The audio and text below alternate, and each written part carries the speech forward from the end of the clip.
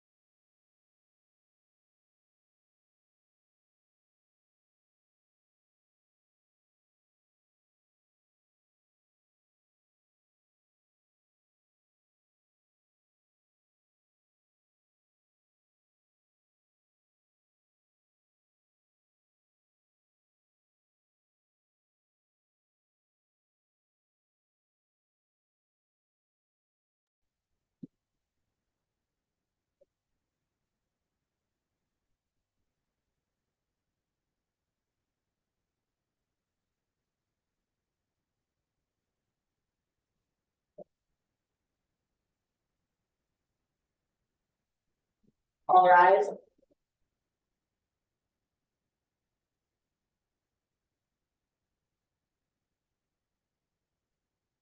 Hear ye, hear ye, hear ye. The Court of Appeals of the State of Kansas is now in session. You can be seated. Welcome. The afternoon docket. We have, I'm Karen Arnoldberger. I'll be the presiding judge today on the Court of Appeals, and all that means is that I take time. I keep track of time, and I will do that on my phone here. So if you see me looking down, it's only because I'm going to keep track of time, and I'm really very bad at it because I forget to look. So if I give one side a little more time than the other, I'll be sure and make it up in the end. We have, on my right, I have Judge J.C. Hurst. And on my left, Judge Leslie Isherwood. So we are your panel for today. After we hear arguments, we will take time to conference the case today or tomorrow, and then we'll start writing our opinions, and we'll get them to you as soon as we can. We have read your briefs. In many cases, we've read the record in your case, so we're very familiar with it. You only have 15 minutes for each side to argue, so you really don't need to waste time going into all the details because we have those and we'll have questions if we don't understand something along those lines. If you are the appellant, you need to let me know if you want to reserve any time for rebuttal. I think that's about it. We have a holdover case from this morning. Is everybody here on that case now? Okay. And we're going to hear that first. That's all right. And then we'll go to the remaining two. But let me just check and make sure we have everybody here.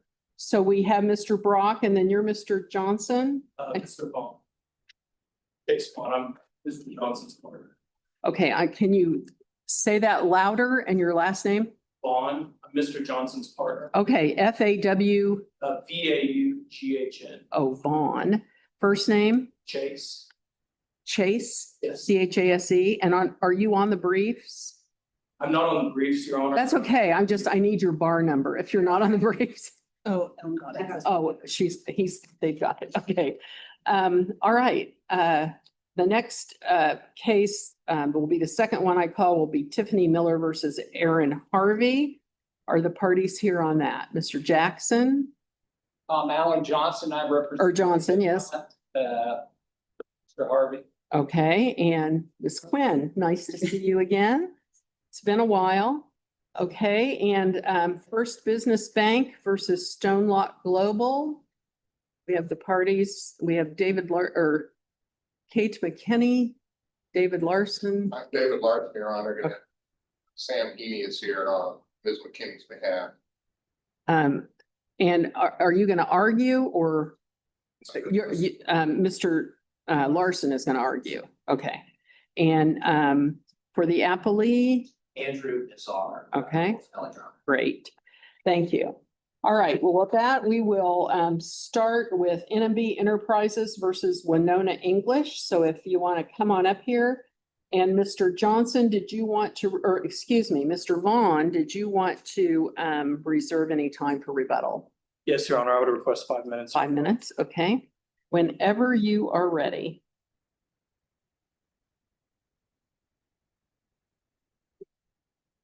Your Honors, this matter came before the appellate court last year. This case was remanded with express instructions to the district court with how they wanted to approach this matter.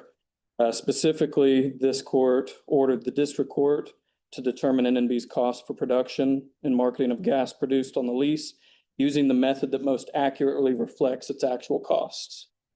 It followed up by saying that the district court is not bound by either proration method, the methods being per MCF, so production, or per lease or well. On remand, the district court was also ordered to determine the direct cost for operating the lease using the method that best fits the attributes of each expense. We argue, Your Honor, respectfully, that the district court failed to adhere to this court's orders on remand when they gave the district court discretion to say, or to determine whether it should be on a per MCF basis or on a per lease or well basis. And so the question is an issue of law, which would be a de novo standard of review. In the district court's order on remand,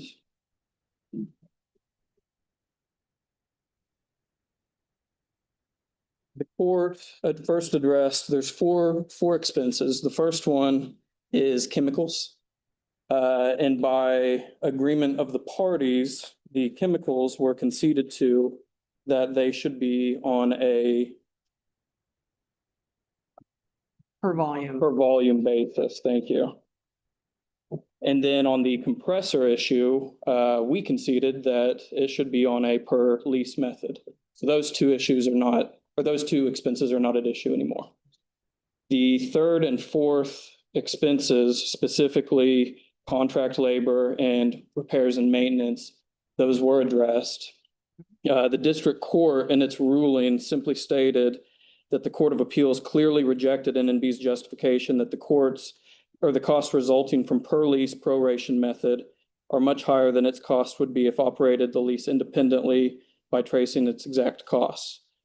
Same thing with maintenance and repairs. The district court simply said, once again, NNB essentially restates its arguments. The arguments were clearly rejected by the Kansas Court of Appeals. Respectfully to the district court, that's not what I believe to be the intent of this court. This court requested that the district court, the Honorable Judge Kreitz, make a fact finding based on those specific issues and make a ruling on how they should be appropriated. And the court rather seemed to imply that this court completely rejected those arguments and that they should be on a per lease basis. And so for those reasons, we believe that this matter should be remanded to the district court with specific instructions to make those findings based And on. is it your position that the district judge did not didn't take the mandate to mean that he's to decide the most appropriate way to divide these up? He chose lease, or he chose the method he chose for, I'll get them mixed up if I say them, for the labor and the repairs and maintenance, and came to a conclusion. If there is substantial evidence to support his conclusions, isn't that enough? I believe. We asked him to look at it and decide the best way. He decided the best way, even though it may seem like he was feeling his hands were tied with regards to one method. But he did make findings as to why he decided the way he decided, right? That is Man- correct. Random? Mhm. That is correct, Your Honor.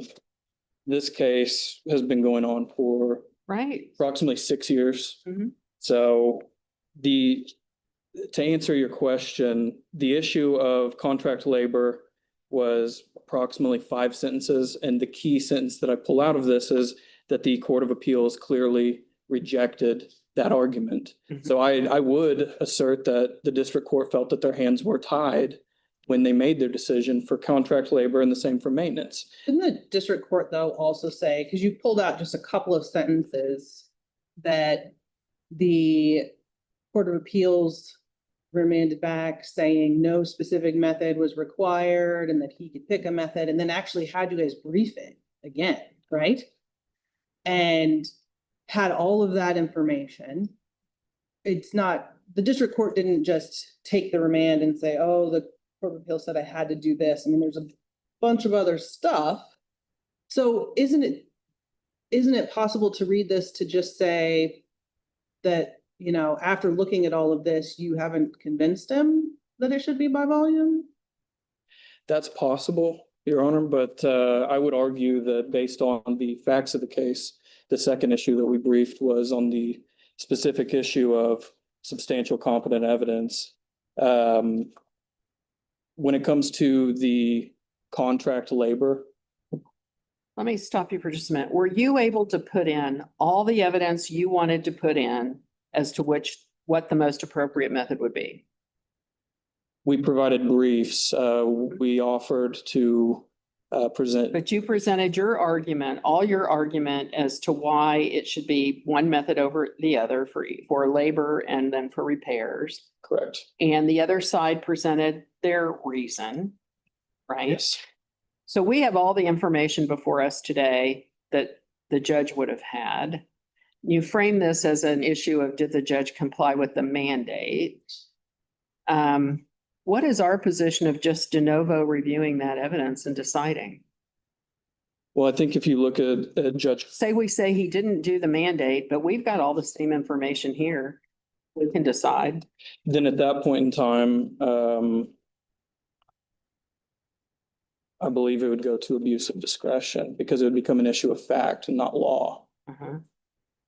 And I think that's the important distinction is So if it goes to an abuse of discretion standard, it's hard to win it is. under that criteria. So you're putting all your eggs in the mandate basket that the judge felt that it had to be on the per lease basis.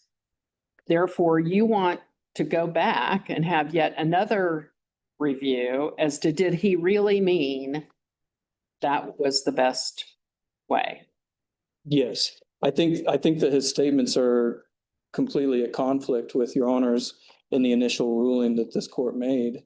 The Court of Appeals cited several different options, they said maybe it would make more sense to have contract labor applied this way, and maybe it would make more sense to have this. But when you have the district court judge saying that those arguments were clearly rejected, I think that that's effectively tainted his position, and it's not an issue of the facts. It becomes an issue of what he perceives this court to have mandated that he do. Well, what was the language in the mandate or in the order was that the Court of Appeals rejected that. It's talking about a.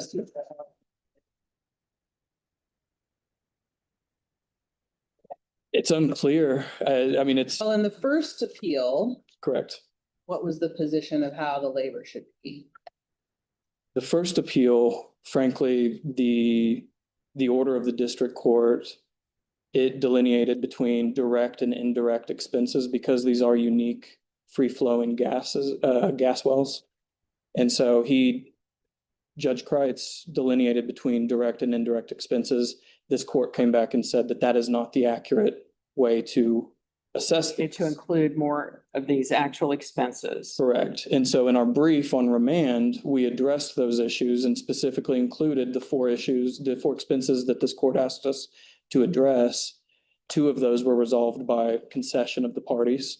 The other two were not. And so we we addressed those and how they should be applied. And not to beat a dead horse, but in the reading of this, it seems clear that the Honorable Judge Kreitz read between the lines of what he thought this court was ordering or how they were positioned on this matter. And I think that that's sufficiently tainted this to where it's not based on the facts there. I mean, And your contention is it should be volume, it should be volume, yeah, labor. for labor and for maintenance. And the basis, if I could go into that briefly, the basis, so for labor, or I'll start with repairs and maintenance. I use the example of a vehicle. We all know that if a vehicle, you and I have the same vehicle, one has 200,000 miles, one has 10,000. Your vehicle, if it has 200,000, is probably worth less than mine. It's implicitly baked into the equation when it comes to, purchasing equipment. It's the same thing here. Without these other leases that produce the vast majority of the total volume, this compressor would not be run as hard or as often, and it would be able to have less. And didn't opposing counsel, didn't they pretty much rebut that by showing evidence that there wasn't a difference based on a repair rate based on an output there? I don't remember if it was output, but I know there was a chart of some sort that showed that in fact that was not the case, that the compressor, once the compressor is turned on and operating, it's a constant, how much to what area is not going to impact the repair and maintenance costs. Correct. That was their position. That was not something that I believe was fully established in the district court in the original trial. And so I think that that's something that frankly. You asked to rebut that when they brought that forward? Well, I feel like in our brief, we addressed that. It's the same as, again, going back to the vehicle, you street race, Your Honor. I take my kids to school. One of those vehicles, we might have the same mileage on our vehicle. One of those is working harder on the engine, more likely for repair. So even if you take out the idea that time in and of itself that it's running, if it's running harder, when one vehicle is being pressed to its limits, the other is not, odds are there's going to be more repairs and maintenance. So without the MCF produced by the other leases, without that, the repairs and maintenance would be significantly less. And, okay. I would like you, because you're running out of time now, to address one key point, and that is in the opposing brief. It takes the position that even if we calculate things exactly like you are recommending that they be calculated, given the two items that were stipulated, baseline costs that were stipulated to, this is still a money loser. Correct. And so the issue with that, with all due respect to Mr. Brock, in his calculation of the expenses, and I believe it's on page 11 of his brief, he has listed general liability as $1,338.70. If we look at the original order from this court, or from the district court after the initial trial, this was filed August 15th of 22. The district court, for the agreed it's on page 5, for the agreed 5-year time frame, the total of these expenses, being general liability and license expenses, is $228. So that's what we based ours off of. That issue was not addressed or appealed. The $228. I'm not sure where the $1,338 came from. Might be in the first appeal, actually. I'll double check. Not right now while you stand here, but Sure. we'll double check. So we based ours off of Judge Kreitz's original ruling that the expense was $228. If you factor that in with all of the other expenses as he has listed, the English lease would in fact still be operating in paying quantities. Can I ask you one quick question? The standard for determining the paying quantities is supposed to be based on what's your actual costs, right? Correct. Whose responsibility is it to determine the actual costs? The leasee or the leaseor, the oil company or the tenant? Normally, Your Honor, I would say the company that's actively utilizing the well or the well. So is there a way that you could figure out the actual costs of maintaining these wells, Because these are operating the well? Because these are such unique wells, there's no other wells to my knowledge like this in the state of Kansas. The standard, if we're trying to put the free flowing gas wells into the box of an oil well and apply that law, it doesn't fit. And so the factors that should be included or considered don't necessarily apply. And so that's why we're proposing, and I understand that this effectively, we're asking the court to create new case law that a well of this nature would have its own applicable calculation of expenses. And so we would offer it.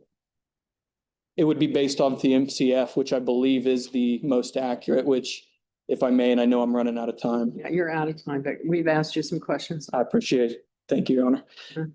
I find it interesting that the appellee in all motions and throughout all of this, the appellee has referenced that it could be per well or per lease.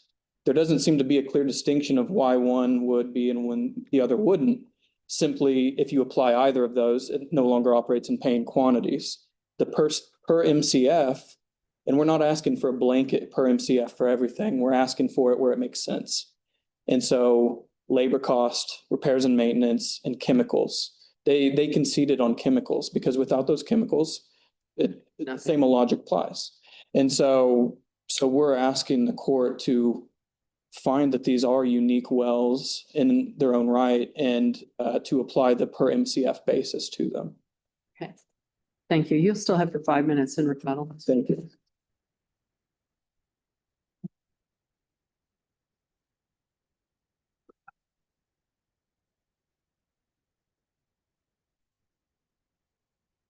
Afternoon.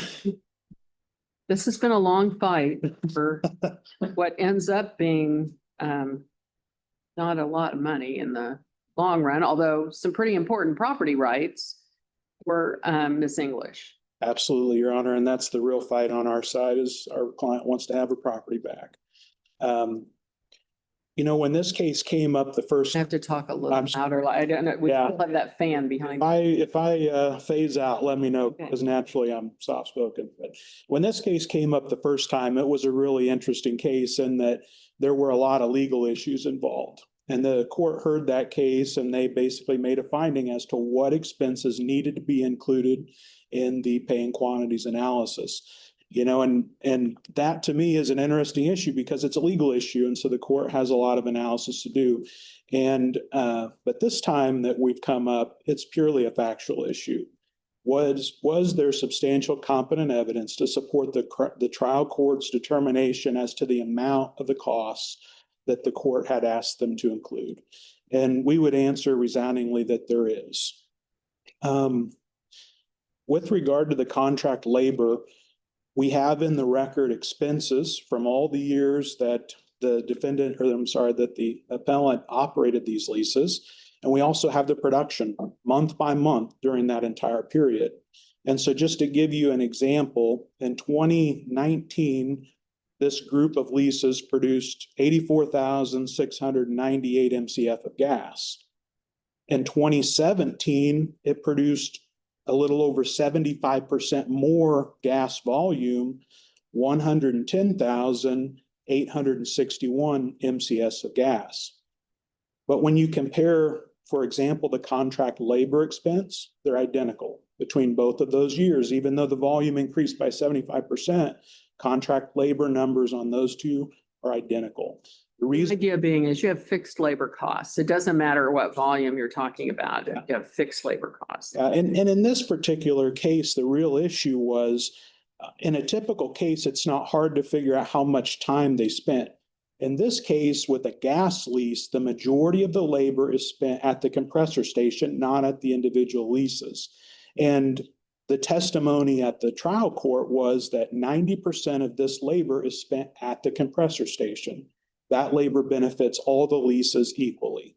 And so that's why it didn't wildly fluctuated. When we examined that witness further, how much time do you spend on this lease versus your best lease? And so forth. He argued that it was a difference in 90 minutes per year total time from his best lease to this lease. So the argument about why additional labor might be required doesn't align with the evidence. The evidence is that additional labor wasn't invested in those leases. And that is substantial competent evidence, that testimony, and then the clear records of the expenses and the production. The same is true on the chemical costs. Even though the volume of gas dropped by 75%, chemical costs went from $12,450 in 2017 to $14,625. Even though the volume went up, costs went down. With repairs and maintenance, again, 2017, $9,045.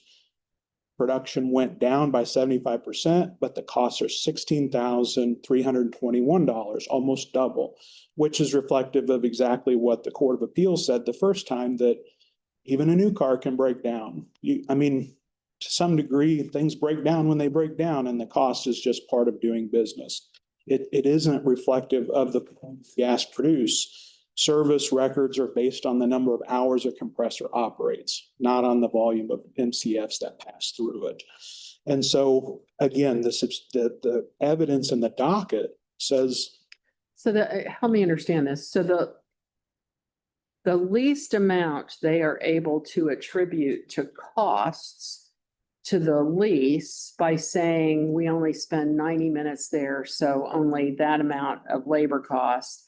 And the volume is very, very low to that lease. The less they can make that, the easier it is for them to show that this is still in the positive. Because as soon as it goes to the negative, they have to automatically relinquish the lease.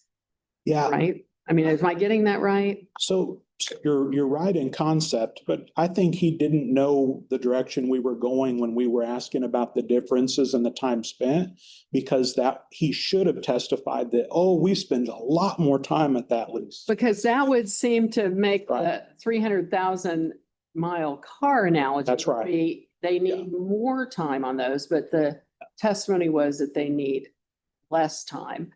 So and in fact, they purposefully go to the bigger customers first to do anything that needs to be done. So I guess I'm just trying to figure out in my own head, how could a small leasee, it would be difficult to ever overcome the amount, to get into a negative, because I didn't hear what you said with that last.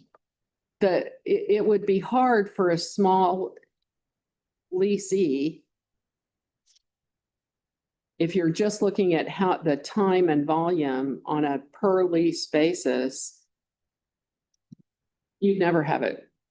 Yeah. So, And and the reality is that some of these leases are some of these leases are profitable. Right. Some aren't. right. What the operator has done in this instance is they have packaged unprofitable leases with profitable leases. That's why they want to apply an MCF basis, because that tells us if their entire operation as a whole is profitable, not whether each lease is profitable. And and maybe I should ask your opposing counsel this, why would an oil company why would they want to keep this lease if it's really not producing anything worthwhile for them? So a few reasons. The first is, as soon as this lease is found to be terminated, they have to plug the wells.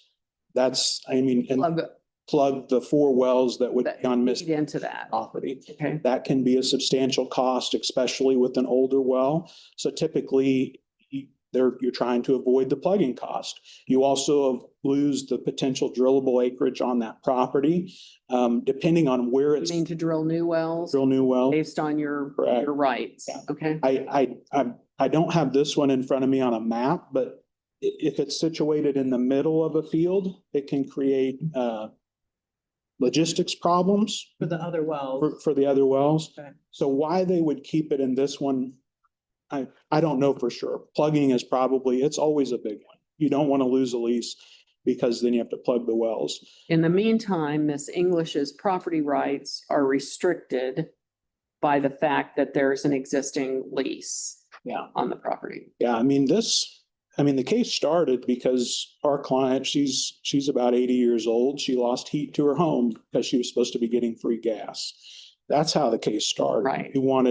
We were trying to restore her gas service to her house. And so getting the lease off her property is the biggest thing. But also at that time, when she wasn't served by commercial gas, we were trying to get the heating source back for her home.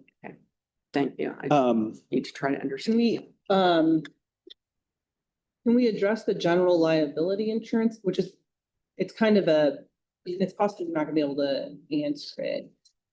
Why you are attributing 133869? They say that the district judge attributed 200. I pulled up the prior case that said the district court didn't accept an interest calculation and found it should be prorated based on leases.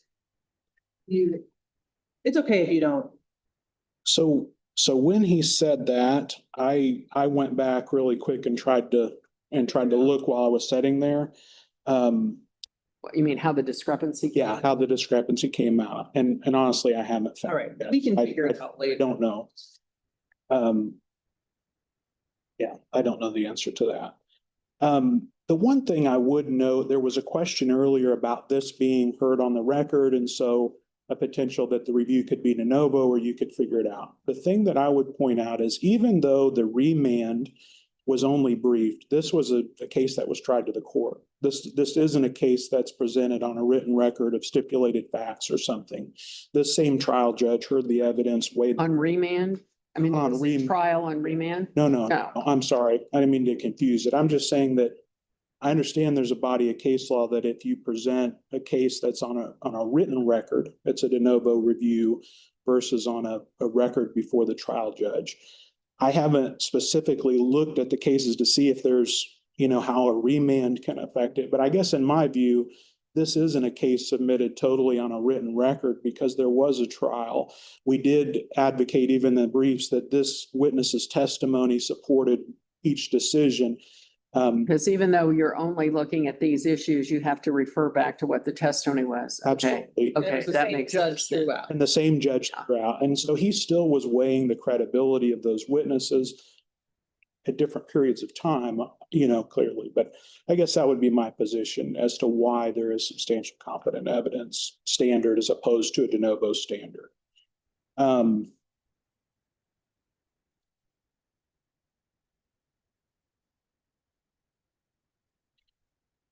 They, You do a lot of oil and gas law or? yeah, that's Yeah. probably about 95%. So what, I mean, this can't be the only time this has ever come up. I think there's a Claiborne case that kind of talks around this a little bit, but generally, how are these leases measured as far as expenses? So on a general basis. I'll Yeah. allow you to respond to that. On a general basis, an operator is not allowed to operate multiple leases and commingle production into one. You can't do that. That's why this is unique. You can't do that unless you pool or unitized. Here, they've just done that and no one has really challenged that because there are no facilities setting on, like, for example, if they tried to put the compressor station on our client's property, we would have said, no, you don't have the right to bring other people's gas on our property.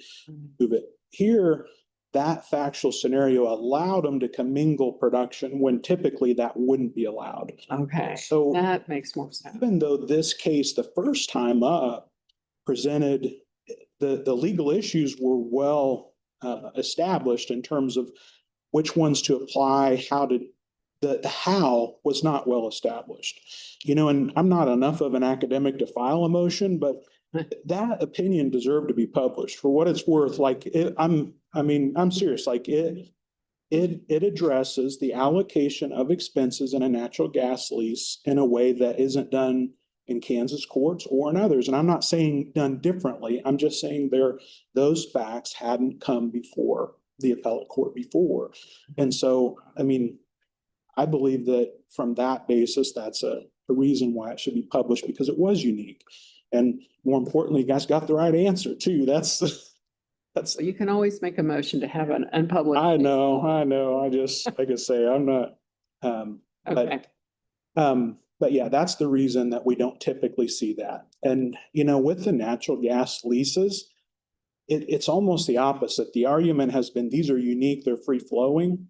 The majority of the natural gas leases are free flowing. right. We also have a unique category of wells called coal bed methane wells that require artificial lift. Those are actually the unique ones in the spectrum of, you know, national scale or even the statewide scale. So this issue that's before you, it's the first time that it's gotten here, but as the Hugoton field is being played out and diminishing, it won't be the last time that you've heard about it. This is the first of several, I would say, that will come up. So Okay. I think I've made my pitch. Hopefully it's been received. If there's any other questions, I'll take those. Otherwise, I'll Well, thank you very much. thank you all very much.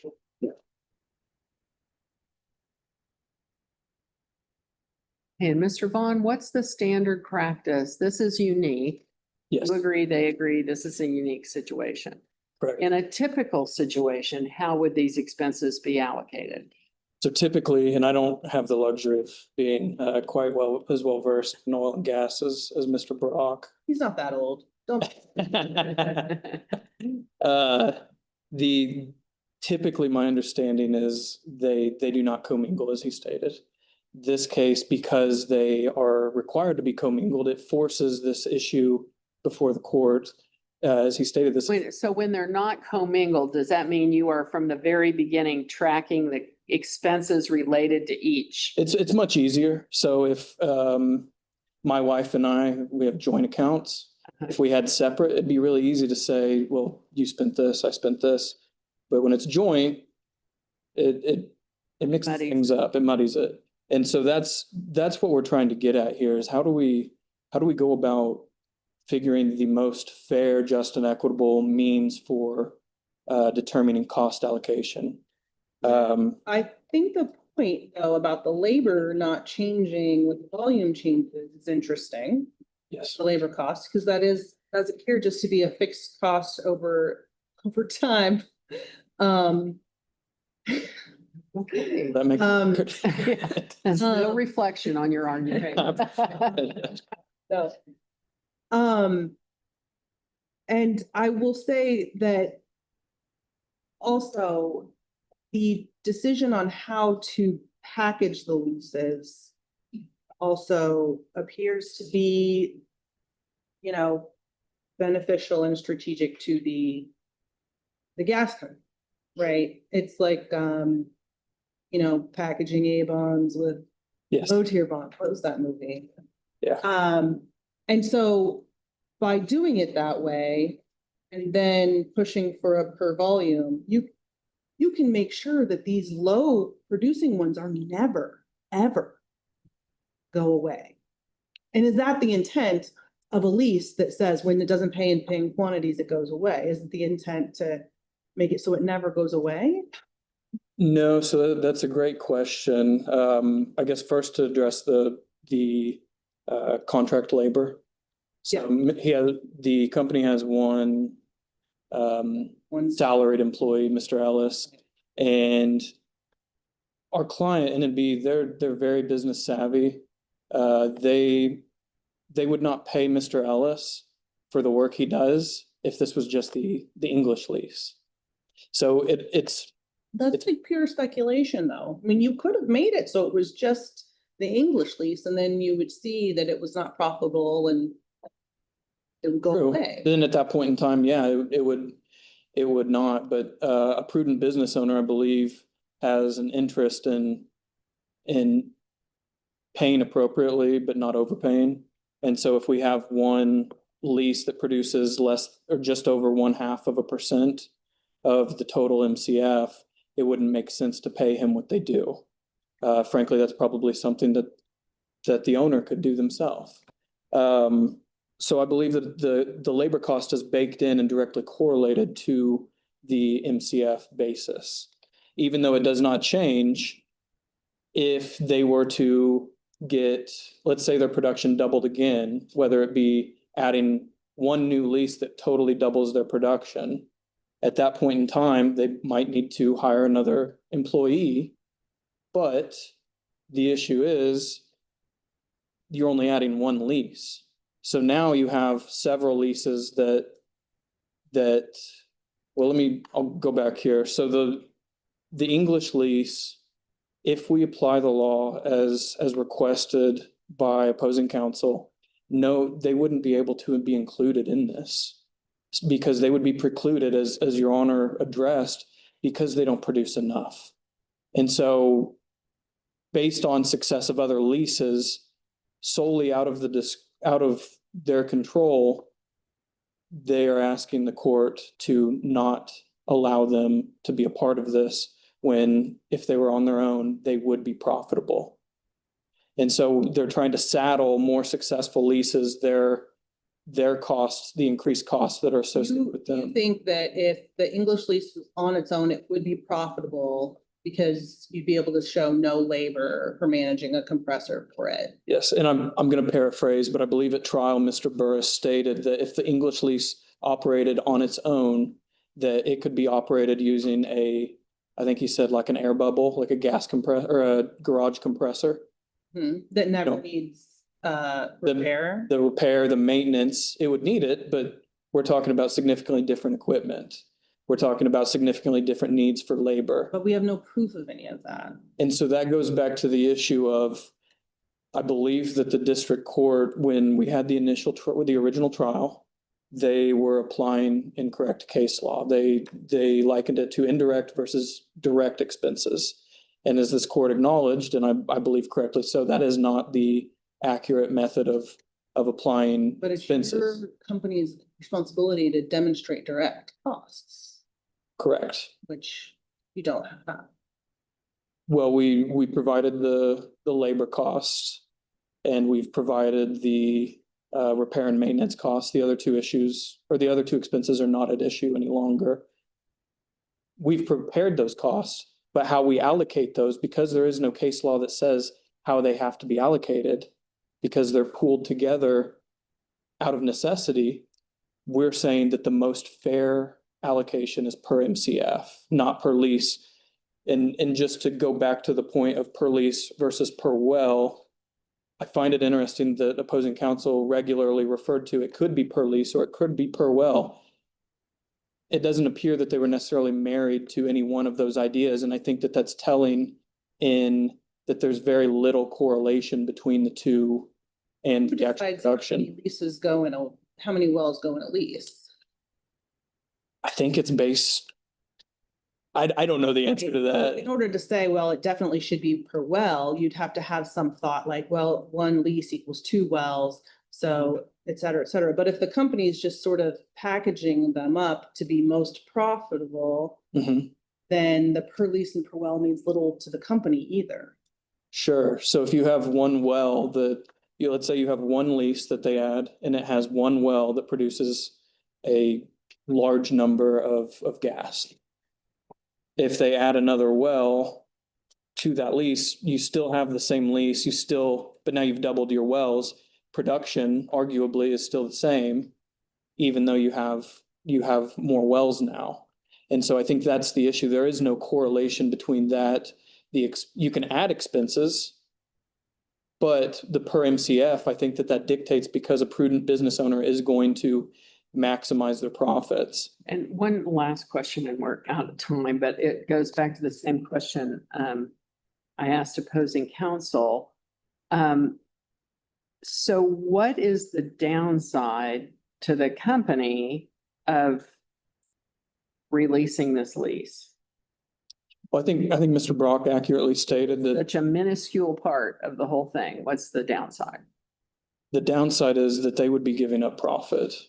Our client has portioned the costs per MCF. And on that basis, They're making a profit. making a profit, however much, they're making a profit. And so they want to continue making that profit. But if the well were to be no longer operating in paying quantities, then yes, they would have to cap it. I couldn't speak to expenses on that. That's kind of above my pay grade. So the last two things I wanted to address. Very quickly. Yes, it was on page 5 of the judges or of Judge Kreitz's original decision, August 15th of 22. The bottom paragraph is when he said, for the agreed 5-year time frame, the total of these expenses, these being general liability insurance and license expenses, is $228 is what it came out to. Okay.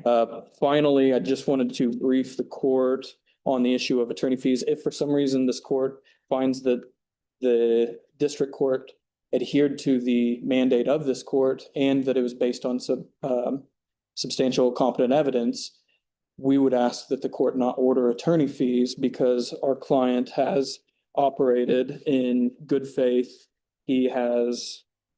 So the standard is reasonable diligence, good faith, prudent management, and no intent to abandon the lease. Prudent management, reasonable diligence, and good faith, based on our client's own perception of how they decided it was most fair to allocate expenses, they determined that this is still an operating in paying quantities, this lease. And so they've used reasonable diligence. Yeah, they had a good faith argument. They did, and there's no intent to abandon the lease because quite frankly, we wouldn't be here. They've spent far more money being at this point than they would capping the wells.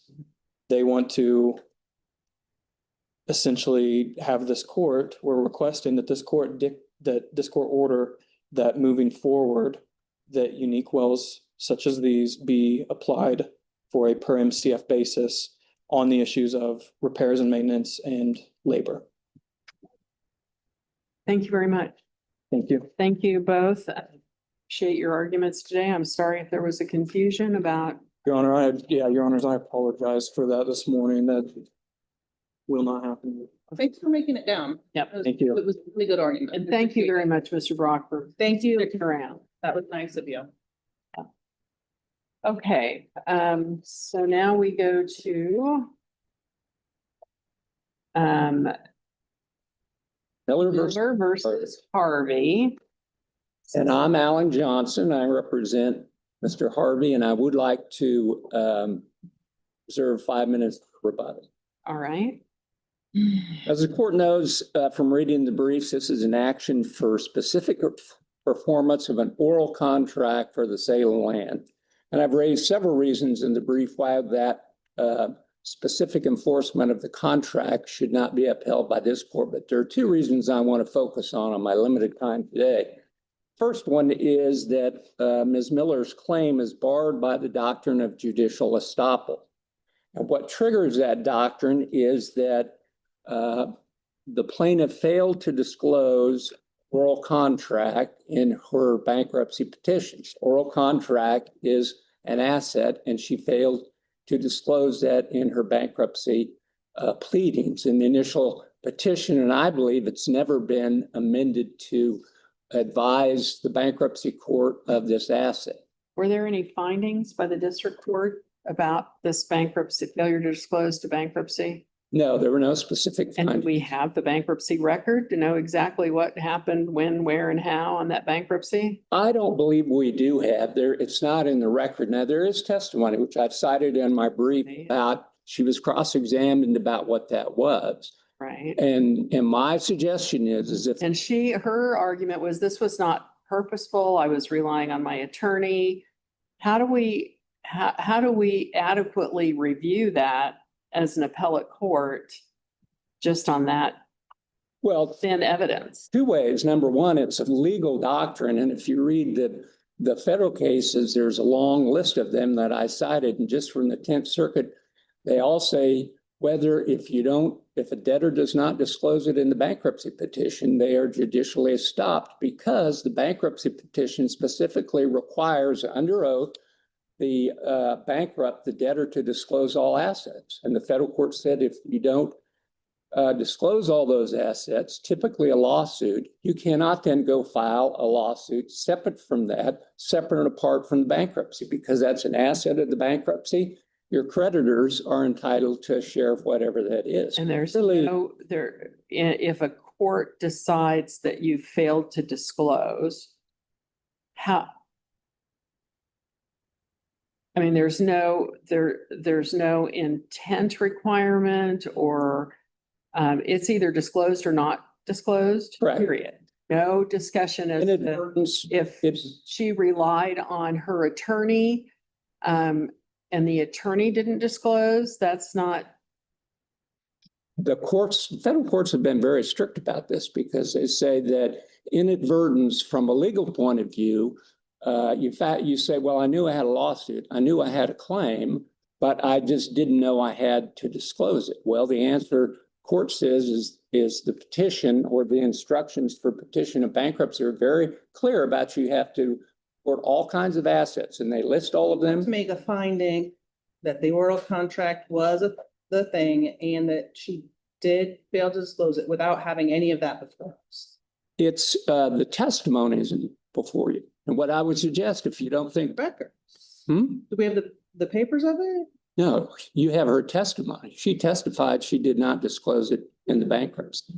Now, if you think that's adequate, I would suggest that because this really goes to the integrity of the judicial process itself, you can remand it back to the court and say, here's what we see as judicial estoppel. Now, the Kansas state courts have not adopted the strict view that the federal courts had.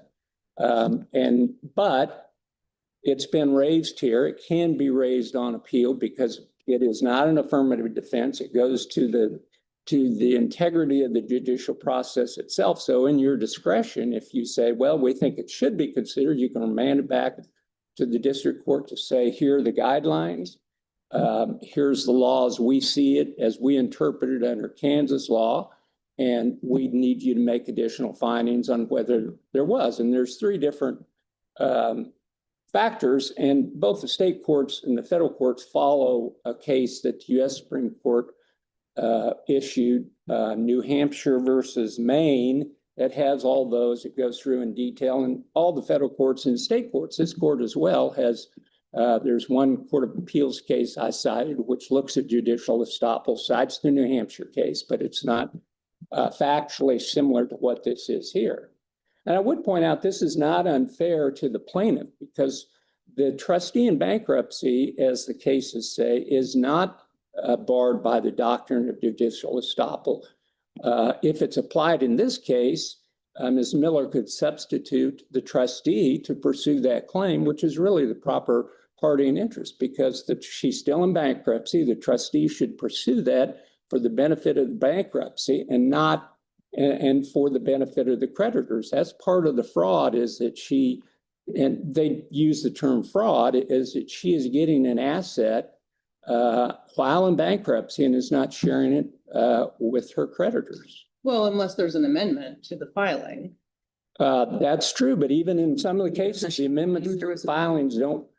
Well, in some of the cases, but let's say, we say she gets the property, then the bankruptcy trustee can get it that way, right? That's true. We notified the bankruptcy trustee and asked him to come into this lawsuit and substitute himself. Well, he hadn't done it so far. So we said, well, let's wait and see what the because there was evidence that she subsequently amended the filing, right? And you're saying that doesn't cure it. Well, her testimony is not clear. She says that I gave the information to my lawyer. She was cross-examined and said, did you amend it? And she said, I don't know, no. And she specifically asked, did you just in your current? And did you have any contrary evidence to present that she didn't amend it?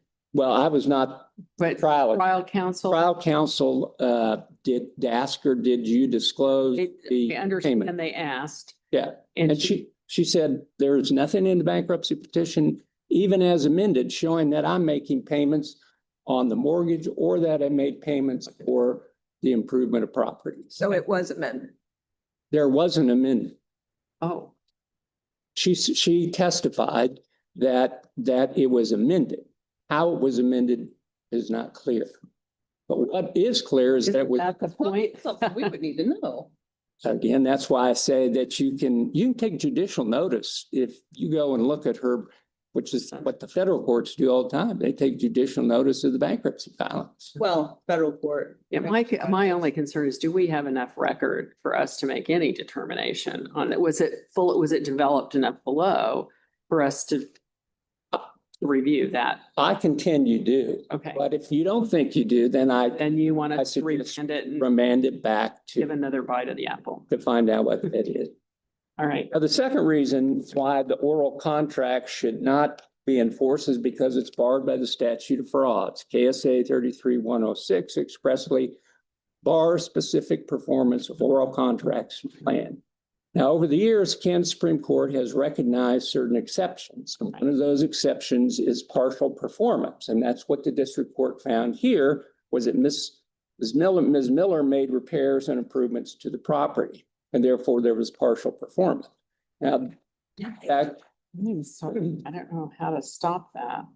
Turned it down. Go on. well, the reason why that is erroneous is that the Kansas Supreme Court, in applying that rule, the Bank of Alton, which I cited, said in order for partial performance to remove a case from the statute of frauds, there must be evidence and a finding that the seller consented to it, knew about it, and consented to it.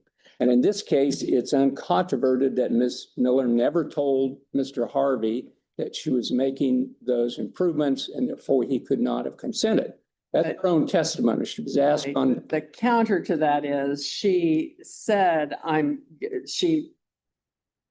can't remember what her words were early on in this process. And he said, basically, it's yours. There was some allegation that his statement was, it's yours, do whatever you want. Problem, He had yes. washed his hands of it at that point. And he may not have known specific things that she was doing, but he gave permission, basically, do what you want. It's yours now. Well, there was testimony to that effect. The district court had very limited findings of fact. There was no finding of fact as to the amount of the repairs, nor was there any finding of fact that he knew about it, or a finding of fact that he told her that. There was a dispute between, he denied ever telling her that. She testified to that fact, and the district court made no finding of it. So based upon the rule that in order to show partial performance is an exception, there has to be a factual finding that the seller was aware of and knew about it. And so did you file anything at the end of the case requesting additional fact finding? No. I mean, you generally, we assume the court found what it needed to find to reach the decision it reached, unless you filed something to say you wanted more definitive, or That was whatever not, trial counsel no, was. that was not filed at the trial. Okay.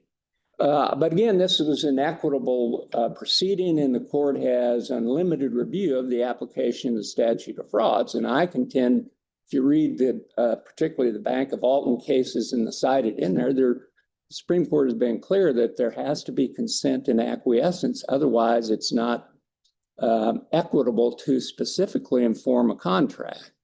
I want to point out, and one of my other arguments is that even if you find that it should not be specifically enforced, that doesn't mean that the plaintiff is without a remedy. I've cited cases that saying she is entitled for restitution for the repairs and additions to the property on a quantum merit basis. That's the proper way I contend this should occur, because there's nothing special about this property other than everybody thinks their own property is special, but she can be compensated in monetary damages without enforcing an oral contract for the sale of land that's expressly prohibited by statute of frauds. So those are my arguments. I'd like to reserve whatever time I have unless the court has. Have 5 more minutes, so Okay. okay, thank you. All right, thank you. Quinn?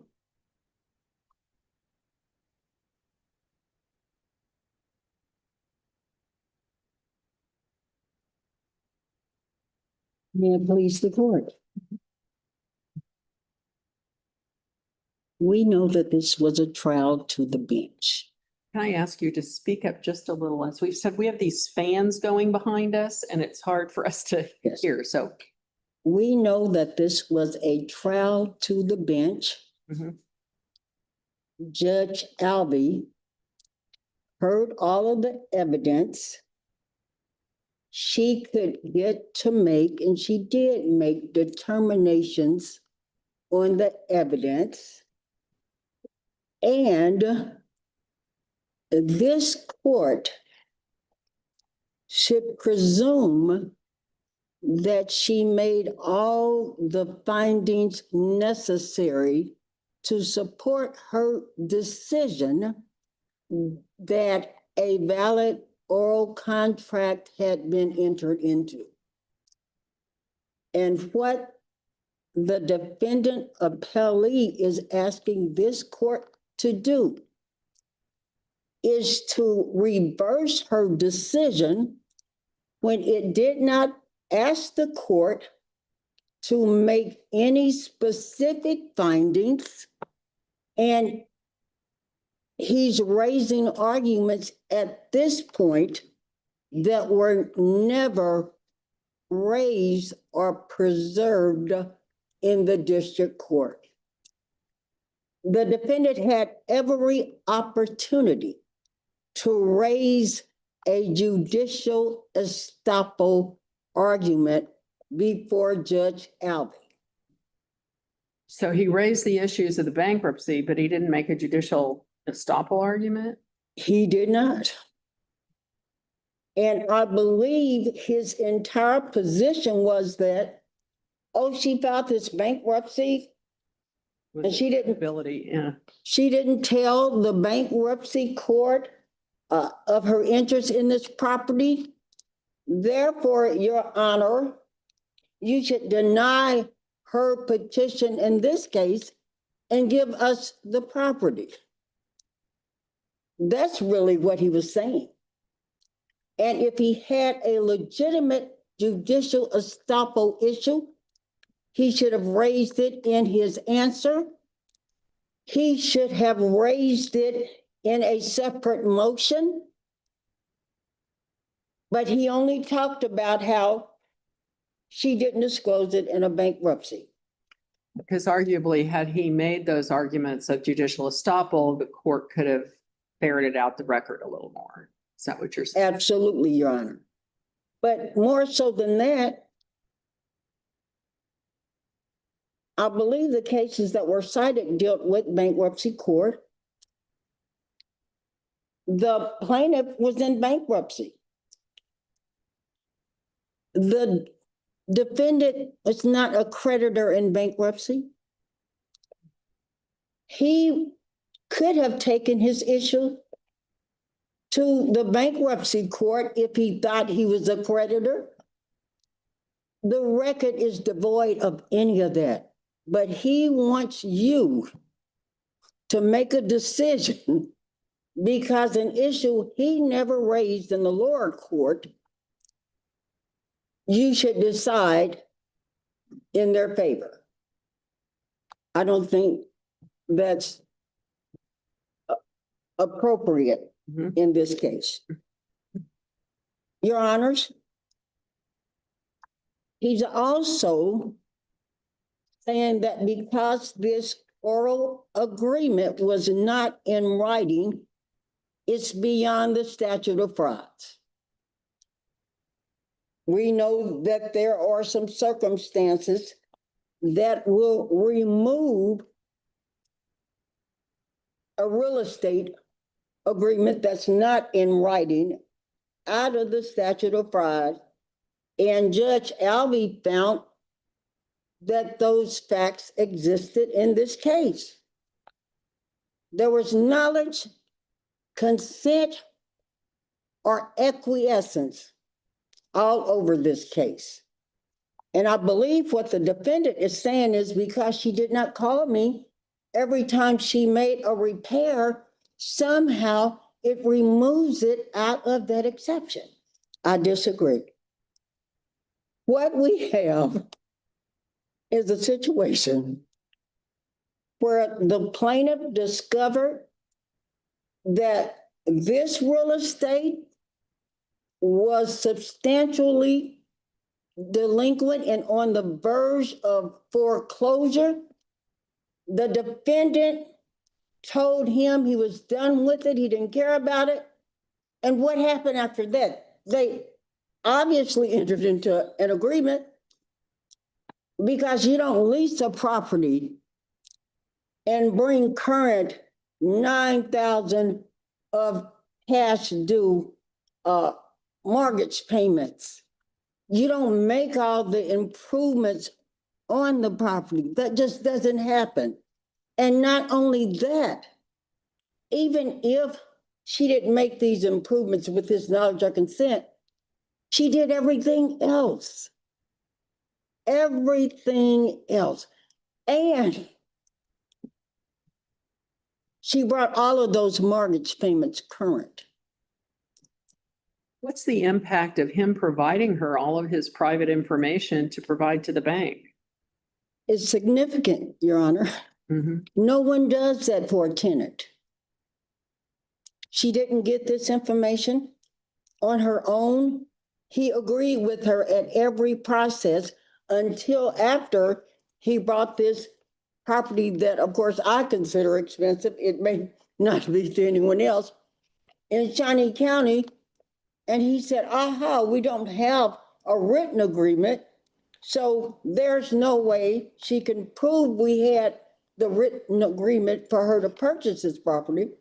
So he puts it up for sale. Oh, so you're saying you put it up for sale so he could buy a piece of property somewhere else? Yes, he wanted the money. Mhm. That's what he did. And he bought the property from his trial attorney.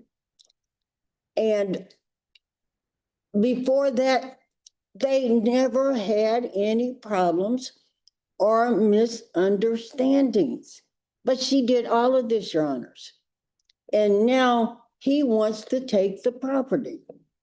She did more than he had ever done, more than any tenant had ever done. And it's incredible to think anyone would believe that she did all of this if she didn't think she owned the property, if there was not an agreement. But our case goes beyond that. Ms. Miller has exceeded the partial performance. She has complied with the agreement they had. She even deposited the amount of money that was due in January of 2025 into the court. The only thing left to be done is from him. He needs to give her that quitclaim deed. Now, the defendant is saying, well, restitution is an option. Well, first of all, there was no testimony about the value of the property when the agreement was made in 2020, but he never raised the restitution issue in the district court. But restitution is applicable when the court determines there is no specific performance. The court didn't rule that in this case, made a specific finding that it should be specific performance in this case. But again, I think many of the issues that the defendant is raising, they're raising them for the first time on appeal, and they're asking you to just agree with them for whatever reasons. So, Your Honors, if you have any questions, I'll answer it, but I think in a nutshell that all this man has to do is to transfer that quitclaim deed to my client. He got all. Initiate the lawsuit as soon as she found him putting the for sale sign out front. That and other terrible things. He actually had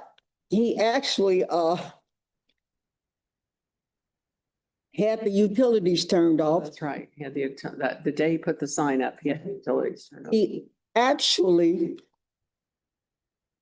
came on the property even after there was a restraining order.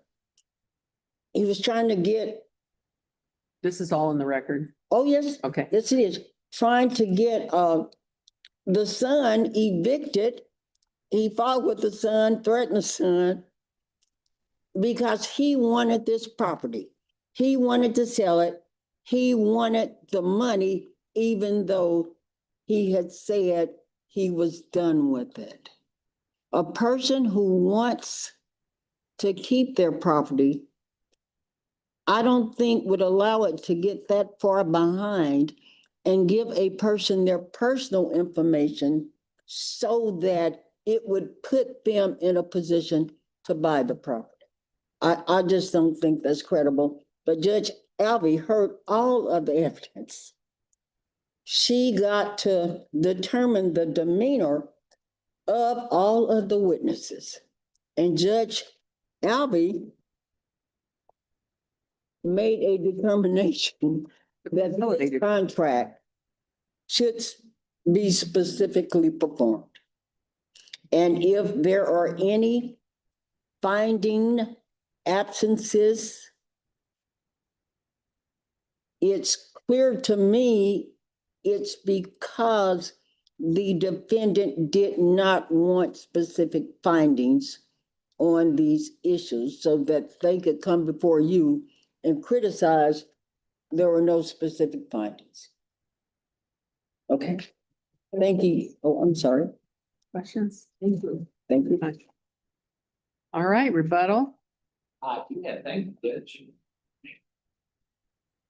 She's hit on exactly what I asked you at the end is you're saying she didn't make findings, but trial counsel didn't ask for more specific findings. Well, that is because that's an exception to the statute of frauds, and that was the burden of the plaintiff to make the specific findings. The statute of frauds says this oral contract would be void. Now, there is an exception to that, but in order for that exception to the statute to apply, there has to be a specific finding that the seller was aware of the partial performance and consented to it. That's what the Bank of Alton, it's what the Supreme Court said in the Bank of Alton. Now, in this case, there are only 8 findings of fact. There's lots of testimony, both sides have done that, but there are only 8 findings of fact. And the only one that applies to specific performance is very short. It says plaintiff took possession of the property, made improvements to the driveway, arena, fencing, plumbing, and installed new appliances. I don't think Altman says that we still get to presume the district court made the finding. Altman doesn't say that we don't get to presume that. Well, but the court didn't make that findings. There were only 8 findings. And in order to get into the exception, you have to make that finding. That's what's different on this. She made the finding because she got to the exception. Right. Well, but she made no finding of fact that he knew about those improvements, and she couldn't have But because isn't that why we have the rule that says if nobody objects to the findings that are made, we assume they made the findings necessary to get to the conclusion she got to? in a general presumption, but not when you're trying to fit into an equitable exception under a statute Say that would, exception to that rule in Altman. yeah. And which they've recognized, and they said that in order to get into that exception, because it is an exception to the statute, the evidence has to be clear and has to fit into this category. And if there's no finding to that effect, then you can't fit under the exception. It's different than having evidence. Having the judge write a finding out that states that is different than there being evidence to support it. Well, true, but that doesn't mean the court found that. And my contention is, if you read the Bank of Altman and the other cases in which it's a limited exception to a clear statute, they say that there has to be a finding that the seller knew about it and consented to it. Otherwise, it's not equitable. It's not fair. Therefore, you have to apply the statute that expressly says this kind of a contract is void. Can't be You specifically. talk a lot about equity here. Mhm. And just looking at the facts of these cases, not looking, I mean, the facts of this case and not looking at any of the legal issues, the facts of this case sure don't smell right. I mean, this woman and her son did a lot to this property. They advised him it was about to go into foreclosure. it's on an equitable basis, it seems rather appalling that the next thing they know, he's put a for sale sign out in front. Well, as I argued in the first brief, I disagree with that because what happens in this case, she gets property that he testified was worth $150,000. She gets it for paying the mortgage of $49,000. It only says that now after all the repairs have been, there's no mention of $150,000 at the beginning of this. It seems like there was an 88, Well, when he first purchased it, right? and the business And he about, was saying, I want what I purchased it for less what I owed or something. Wasn't there something about? well, that was her version of what it was. Okay. But what she gets, her testimony was, my agreement was I would pay the mortgage, which is $49,000. I pay $19,000, so around $68,000. And I get a piece of property that it's at its current value is 150. He bought it.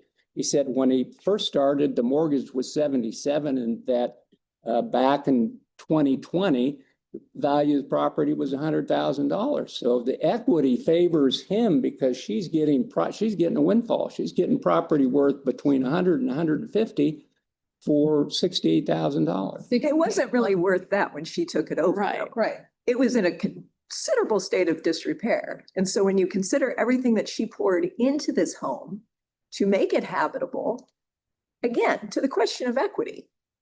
Well, in terms of equity would make it fair if she gets paid, if she gets monetary damages for that amount. Is he even solvent where he could pay monetary damages? Yes, he owns other pieces of property. That would be in order. She would. If he has other pieces of property, he's a savvy property person. Yeah. So he knows what he's doing. He knows what he's doing. And he said, I'm done with it. Well, he testified, that was her testimony. He disputed that, and the Okay. district court never made a finding specifically as. So the reason she would have paid $49,000 for them would be just Take for over the mortgage. was a mortgage. pleasure of living there. No, because, well, all of the tenants, and the court found this, all of the tenants paid the mortgage rather than paying him rent. That was the sixth finding, I think, that she made. That says all the tenants Going forward. paid The back. mortgage. For the, Now, she. An amount. Wasn't she in with the bank? I mean, the bank knew she was now the new. Yeah, she brought it up That's a lot about, different than being a tenant. she brought it up about $10,000. so, but she paid this money to have the pleasure of paying more money? No, because the mortgage was in arrears, and so she reinstated the mortgage. For him. 40. It's still in his name. Yeah, she didn't want it in her But she name. had to have something done. Right. Her intent was to reinstate the mortgage for him to have the Right. mortgage. And she did, I see. but the mortgage is in his name. I understand. And so, but the mortgage is $49,000. She pays. So if the mortgage was always in his name, why would she have to report it in her bankruptcy case? Well, because she was paying, and in bankruptcy, you have to disclose payments you made. All kinds of payments. No, you said she would have to disclose it because. It was an asset. In order for us to go with your judicial stop argument, wouldn't we have to determine that it was her, that the contract favored her and she had a contract for property? Yeah, an asset. She had An asset. Yeah. Well, it's, I'm not saying she has an asset. She's put money into the property that has improved the party. My contention is. When I'm leasing a property, that's not my asset. I understand, but this is quantum merit. She's entitled to restitution. We're not saying she's not entitled to money. Arguments are different. very different. This judicial estoppel argument, what do you say to the fact that judicial estoppel should have been brought up to the district court? It is not an affirmative defense. It can be raised in the discretion of the court on appeal. I cited 10th Circuit. And case did in you which list in your brief An one of the exception? exceptions to why we should hear an unpreserved claim? Well, because it's not an affirmative, because it Have to goes be to a. the integrity of. It's just if you have a claim that you're gonna bring up here, you have to have brought it down there. It's a preservation issue. And if you didn't preserve it, you're required to give us one of the three exceptions as to why we should consider it, even though it wasn't preserved. So the question is, did you do that? Do what? One of the Just the reasons, reasons why it wasn't, why we should hear it now when the district, because this whole idea of preservation is to give the district court a chance to fully examine all the issues. It sounds very clear to me that the district judge did not have an opportunity to fully evaluate this judicial estoppel issue because it wasn't raised as such. So if you are going to raise it on appeal, you have to tell us why we should hear it on appeal for the first time. And we only have 3 reasons why we can hear something on appeal. And you have a duty to tell us which one. well, one of them is, you can, The question is, did you say it in your? legal issue, I believe, but Say this is a purely legal issue on admitted facts. Okay. and again, in the context of how the federal courts view that, they have that same thing. And Right. that's how they addressed it as one of the exceptions, because it's a legal issue. It goes to it's an equitable issue, and it goes to the court's own Okay. But integrity. It's a purely legal issue based on proved or admitted facts. And there's a There lot aren't any proved of or admitted facts surrounding this issue. So it's not just a purely legal issue in a vacuum. I agree. And if that's the way, well, I disagree, but if that's, I agree, if that's, find it, then. That's not the way I find it. It's the way decades of case law from our court and the Supreme Court find it. Well, you could you remand it back and say, we think this issue should have been, That's generally not what we do on failure to preserve. I agree, but judicial estoppel is Right. an unusual defense. It goes to your integrity, not to what the parties. But our standard for judicial estoppel is actually different than the federal standard. It has not been No, it is. extended. Yeah, it is different. But it's very broad too. It's said under a wide variety of circumstances. In the state of Belden, language this court used was very broad. And why wasn't it raised below? Wasn't trial. But if it's a very broad, well-known concept, I don't want to throw and applicant. my fellow co-counsel under the bus, so I don't know. Unless you have any other questions, Okay, thank you. I think we understand completely. thank you. Thank you very much. Thank you for a great briefing on both sides, very informative arguments, and we will get a decision out as quickly as possible. And there's apparently a huge family rift now in this family.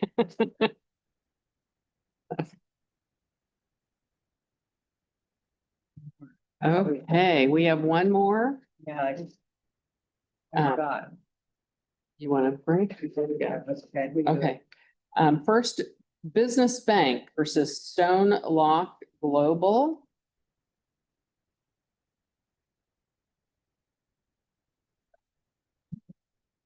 And Mr. Larson, did you want to reserve any time for rebuttal? I'd say 3 minutes, please. 3 minutes, okay.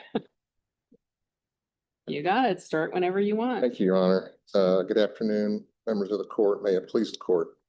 We are here on summary judgment, as the court knows. So Uh-huh. court's Right. review is De novo. and unlimited. So we'll get all the obvious things out of the way. Right. The thrust of our case on appeal, and I'm here on behalf of Mr. and Mrs. Dunlap, the property owners, is that the district court failed to consider important evidence, and in fact, specifically rejected important evidence, and therefore made its conclusions based upon what we consider an incomplete and inadequate record. Specifically, and with the objective being in this and any other case of its kind, to do what can be done to arrive at the intentions of the parties. So, number one of the 2 pieces of evidence that the district court excluded was the declaration of Colleen Dunlap that was presented correctly via the response to the summary judgment on the second summary judgment motion, of course, of what we're talking about. And you've seen in the briefing that the parties agree on the impact of the failure of the movement to respond to that and provide evidence?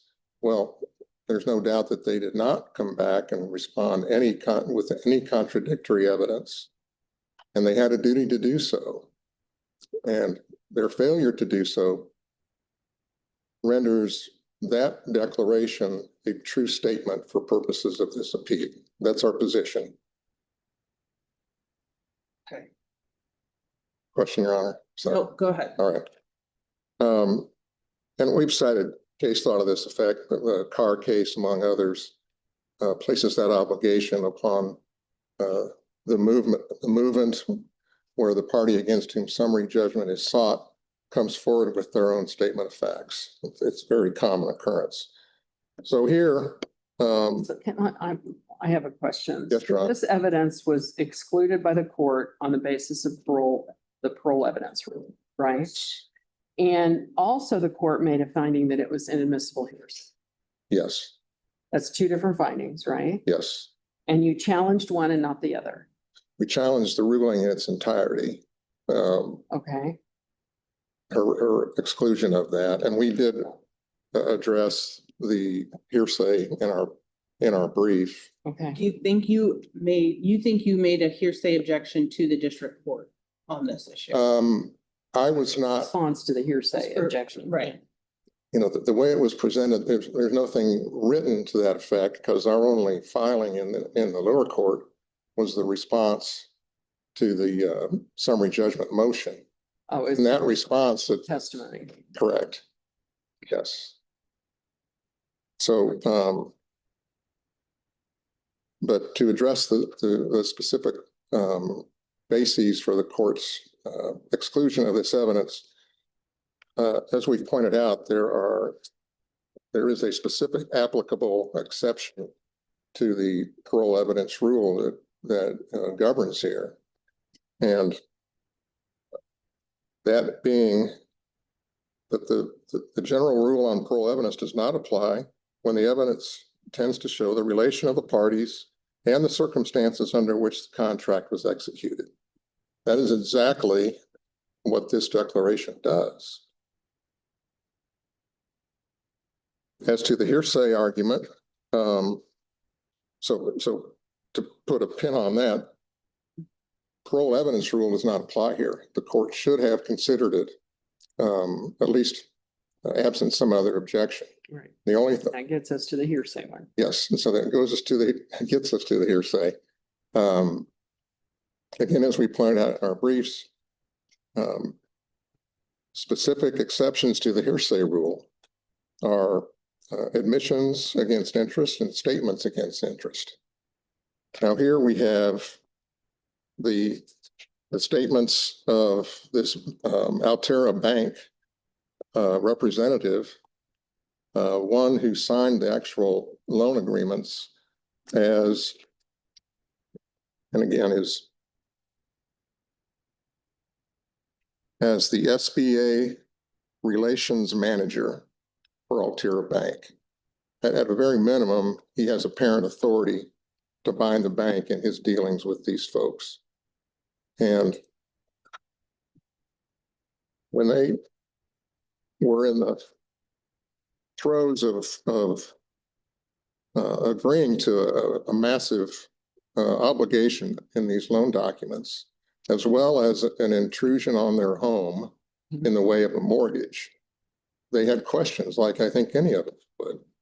The question is, it says it's limited to $100,000. That's what the SBA mandated in their documents, which were also excluded. So are we at risk for any more than that, in essence? And his answer was no. So, you know, what is the takeaway from that if you're the borrower? Because you want to know what your rights and duties and obligations are going in. And when you get that type of information, that goes right to the heart of their intent in going forward with the agreements. And I would say this, my esteemed opponent has said, well, you're reading too much into her declaration. And I would take the position it's abundantly clear under the circumstances in which it was presented that the bank was coming at them with an argument that was a polar opposite of what was represented to them prior to the execution of the loan documents and the agreements themselves. And so I don't think there can be any other conclusion drawn as to what the message was in that declaration. But I would add to this, and therefore I think it is ripe and appropriate for you all to come in and consider that in your de novo review. But if, as my opponent points out, well, it's unclear and it's ambiguous, what is the meaning of this declaration? Well, that is the very essence of a statement of fact that renders summary judgment inappropriate. So in our view, at a very minimum, this case should go back to the district court with instructions to work up this issue. You know, but if they need to, the Dunlaps need to say more and testify about that, they certainly could. Presumably someone could track down this Mr. Thompson, the person who made the statement. And if that's what is required, we don't think that's what is required here. We think what is being said in this declaration, it's abundantly clear that intentionally or not, they were led into a decision to go forward with this. And they would not have made that decision with contrary information. So unless there's any questions further on that particular issue, I can talk about yes, Your Honor. The contention would be that when a lender gets a loan, when someone receives a loan and it says it's for $100,000, and they say, okay, so this is the total amount, that the bank would say, well, yes, unless of course you default, and then we have to pursue, and then there's fees and such for pursuing, then you might have to pay those. Well, I think the clear implication of the question is, in the event of that, what is our downside risk? Right. I mean, that was the objective of the question. And if I'm sitting in the shoes of the SBA loan manager, I'd say, well, no, you're obligated for that, plus attorney's fees, interest that's going to continue to accrue until and unless the bank ever decides to foreclose, which has not happened yet. So the total amount of the obligation for the district court is really unknown as we stand here, but we know it's a minimum of some 280,000 on top of the 100,000. On top of the mortgage amount. Yes.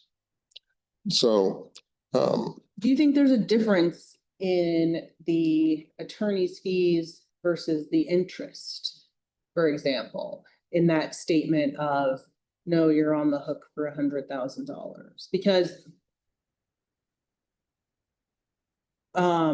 you know, if the bank doesn't ever foreclose, I guess the interest could just keep going. But the attorney's fees, there'd be no way a banker would know, you know, that a person was going to require them to incur that amount of attorney's fees. well, I think the response would be, it's not limited to $100,000.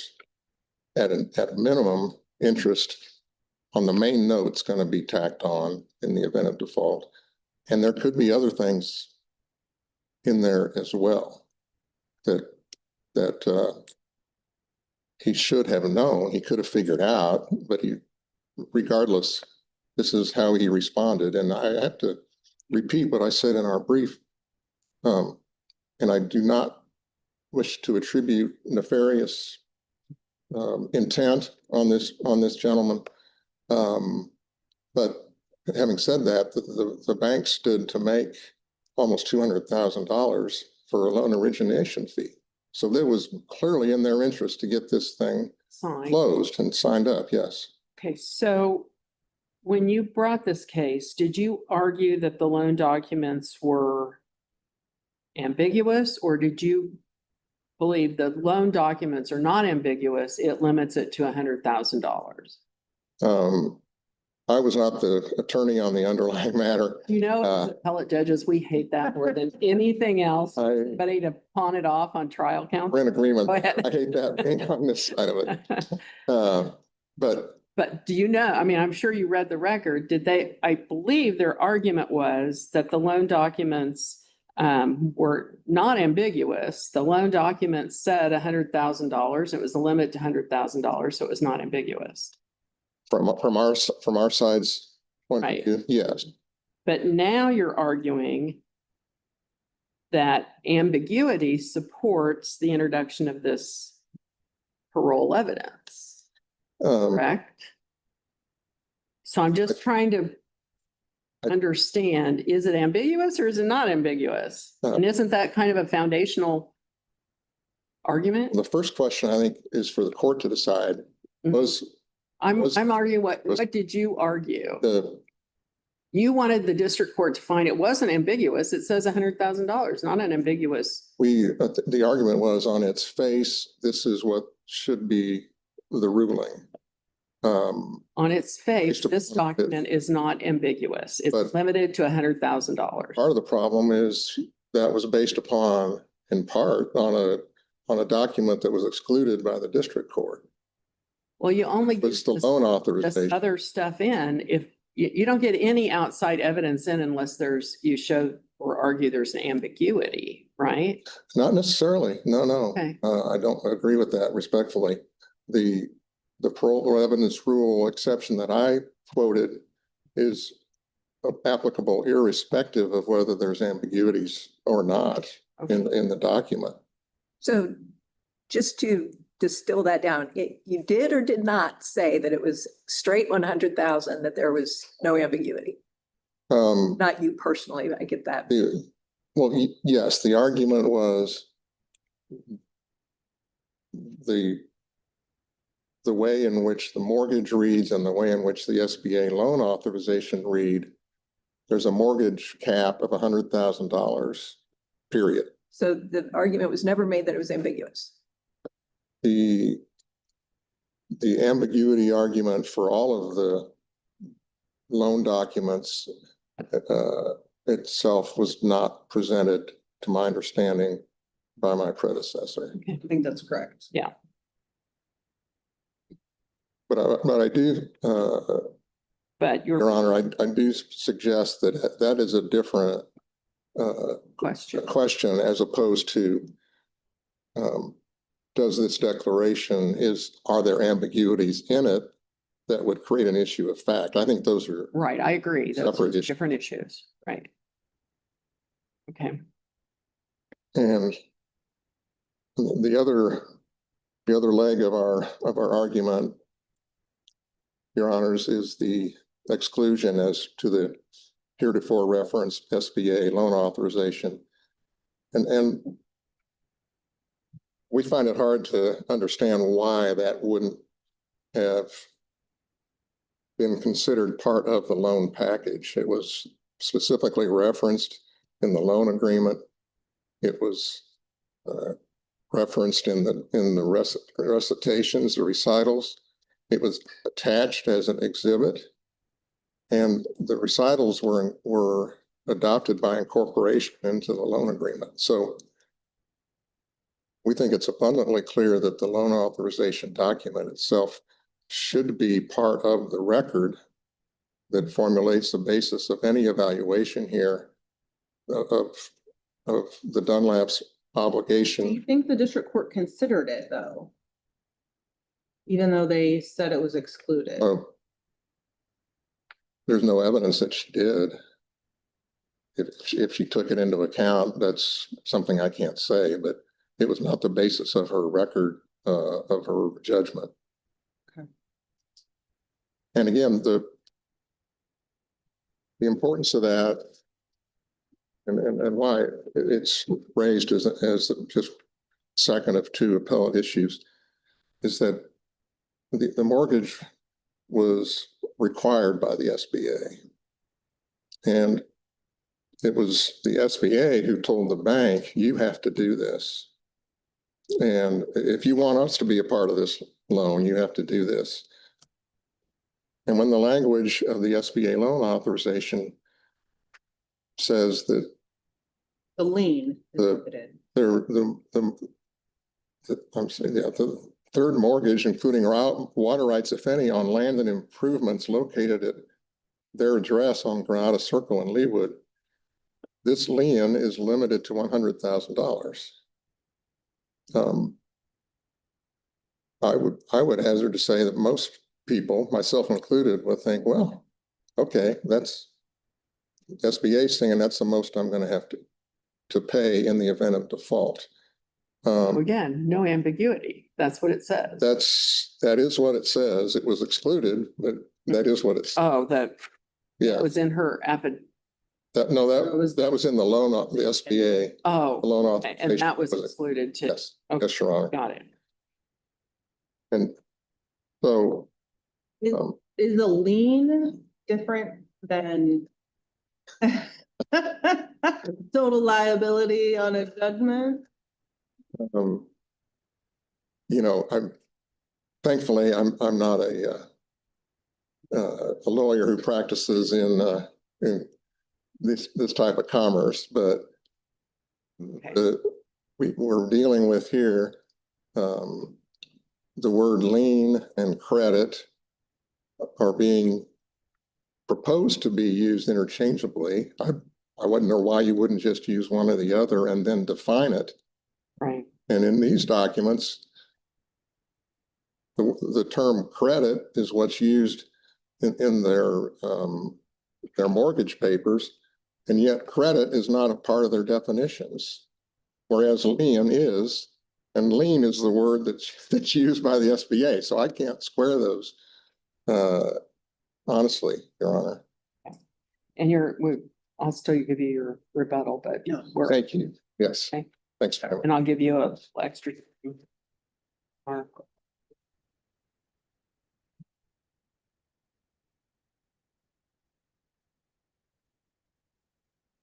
Were you trial counsel or? I was. Oh, good. So feel free to pepper with questions. May it please the court, Your Honor, Andrew Nazar Posanelli for First Business Bank. It's an honor to meet you all. This appeal is narrower than numbers suggest. Appellants don't challenge the underlying debt and judgment of over $1.7 million that was awarded. They don't challenge the interest that was awarded. They don't challenge the attorney's fees that were awarded. They don't challenge their default, the terms of their unconditional guarantees guaranteeing all those amounts, or all the terms of the mortgage with the exception of the mortgage cap. What they asked this court to do today is to transform a $100,000 principal cap into an all-in cap that the clear language of the documents just does not provide.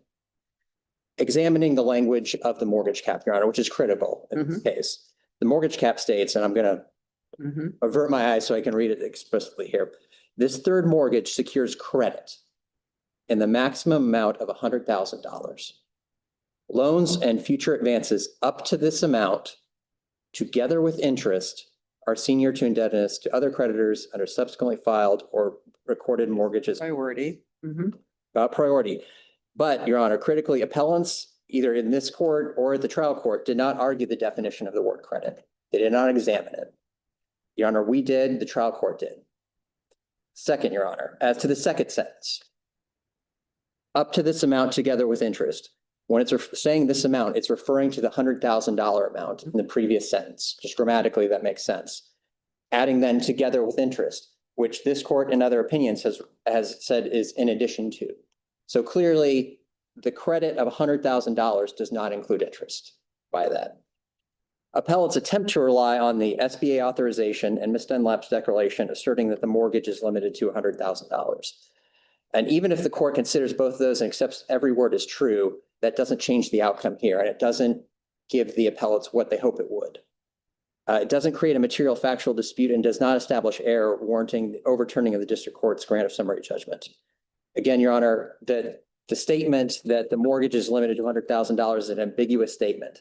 And it's critical that this court understand at the time, again, SB authorization, and assuming the statement is true and correct, was made, it was at the signing of a $5 million loan. And so that, and no party is disagreeing that the principal of that mortgage is limited to $100,000. So as to the statement that the lien is limited to $100,000, if you're talking about principal, we absolutely agree. The mortgage lien is limited to $100,000 in principal. So let's start with examining the language the parties actually signed, which, as Kansas courts instruct, is obviously the best place to start when determining parties' intent. It's helpful to start examining the rest of the language of the mortgage before we jump into the mortgage cap. It is clear and undisputed that Section 2A of that mortgage secures all debt. So that entire $1.7 million, all interest, all attorney's fees, is secured under that mortgage under Section 2A. Also, and here as to, we're going to talk about the loan agreement. The loan agreement is incorporated in certain respects into the mortgage. That is Section 10 of the loan agreement by its terms. And then at the end, that last provision of the third mortgage, the definitions of the mortgage or of the loan agreement incorporated into the mortgage. Okay. The entire loan agreement is not incorporated into the mortgage. But what those definitions and what the terms in Section 10 By provide. saying that, you mean that it specifically says section X of the loan agreement is incorporated herein? Yes. So it does it by section or whatever. Correct. Okay. And so, Your Honor, Section 10 has a whole list of provisions, including the provisions for attorney's fees here. So to state the stage here, the mortgage is not ambiguous and it's not silent on these terms. There is explicit language both in the mortgage and incorporated thereinto that says this covers all of these debts. So there can't be any argument later that it's silent. The appellate cites several cases about silence and parole evidence. This mortgage is very clear and explicit in what it covers. Second, turning to the mortgage cap. Let's start with the exact noun that's capped. It secures credit in the maximum amount of $100,000. Doesn't say indebtedness. Doesn't say all secured obligations. Doesn't say total amount recoverable is capped at $100,000. In the commercial loan context, credit refers to funds advanced or principal. Appellates at the district court level or in the briefing to this court have not addressed the definition of the word credit. Under Kansas law, and I agree, and we argued to the court, it wasn't defined in the mortgage or in the loan agreement. So using plain and general definitions of the term, we learned to Oxford English Dictionary, Merriam-Webster, Black's Law Dictionary, means the availability of funds or the provision of money. Again, principal on the loan. We cited some legislature statutes as well as where the legislature, when using the term principal, means money advanced on a loan. Again, appellant's silent to these authorities, and thus we'd say they waive the argument as to the most critical term here in front of this court. Third, Your Honor, analysis of credit's principle is also confirmed in the next sentence, as we mentioned in my intro here of the mortgage cap. It refers to loans and future advances up to this amount, together with interest. So when the phrase says up to this amount, it modifies loans and advances in that $100,000 number. It's separately identified interest. So clearly the $100,000 number credit term does not include interest. Otherwise, that phrase would be superfluous. Now, I recognize that this sentence addresses priority, but its grammar informs the first sentence and the meaning of credit in this amount. Thus, that interest is separate from $100,000. Appellates want to argue that this sentence only applies if there's a fourth lien, but the structure of that sentence is not contingent upon there being a fourth lien. It says, it doesn't say in the event there is a fourth lien, the following shall apply, some sort of trigger event. And this was part of the primary analysis relied on by the district court, not addressed by appellants here or in this court below. We've also cited, Your Honor, in re-protest of Barker case. And in that case, the Kansas Court of Appeals held that the phrase together with means in addition to. We've also cited cases from Texas and Oklahoma confirming the same. There's also a practical aspect to this, Your Honors. In a foreclosure waterfall scenario, one lien must be paid off before a subsequent lien could be paid off. So if we were to accept appellant's argument that, oh, if there's a fourth lien, they're subject to interest, but the borrowers are not, that's incongruent. That can't happen. that if there is fourth lien subject to interest, then the borrowers must be subject to interest because they would be the ultimate recipients of any money left over at the end of a foreclosure if the sale generated more proceeds. Fourth, Your Honors, if the court perceives tension among any of the documents here, the parties themselves agreed on a provision of the loan documents providing for a provision for control of which provision controls.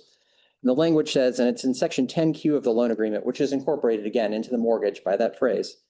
If there's any conflict in the loan documents, the provision which shall enlarge the interest of lender in the mortgage property or afford lender the greatest financial security in the mortgage property shall control.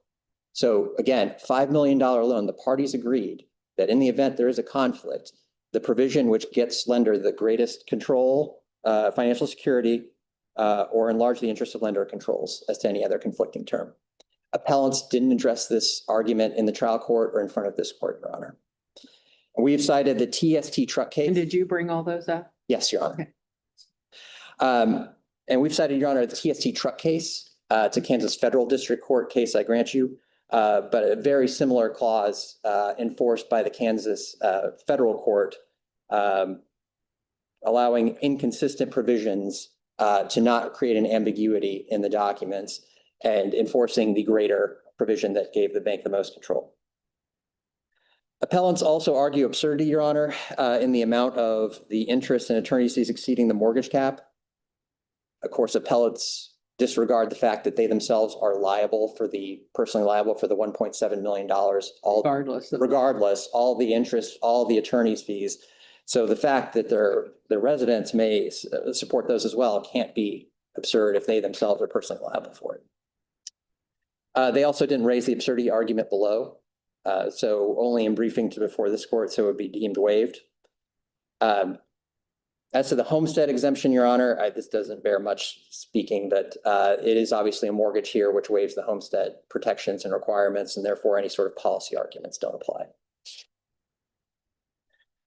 All right, switching to the Dunlap Declaration. There's a procedural question of the bank's compliance under Rule 141. First, the appellants did not make that argument in front of the district court that the bank did not comply with Rule 141, either at the hearing on that or by filing a separate motion to deem that fact admitted as the bank did in relation to the first summary judgment. So as it's not raised below, it can't be considered by this court. Second, the text of Rule 141 does not require converting facts raised in a summary judgment on reply. The controversion of facts in Rule 141 is specifically listed as to moving party and then the party opposing in parts A and B. Part C of that rule, which deals with replies, does not require that. Third, Your Honor, and this is undisputed, obviously, Rule 141D does allow objections to be made to statements of fact, which the bank did here, both as to hearsay and the plural evidence rule, both of which the court sustained. And as to the hearsay, Your Honor, the court did sustain on that as to scope of authority and agency. That was not briefed in the reply, not argued against at district court level at the hearing, and raised only in a footnote in appellant's opening brief in a case that didn't deal with authority of an agent to make a statement.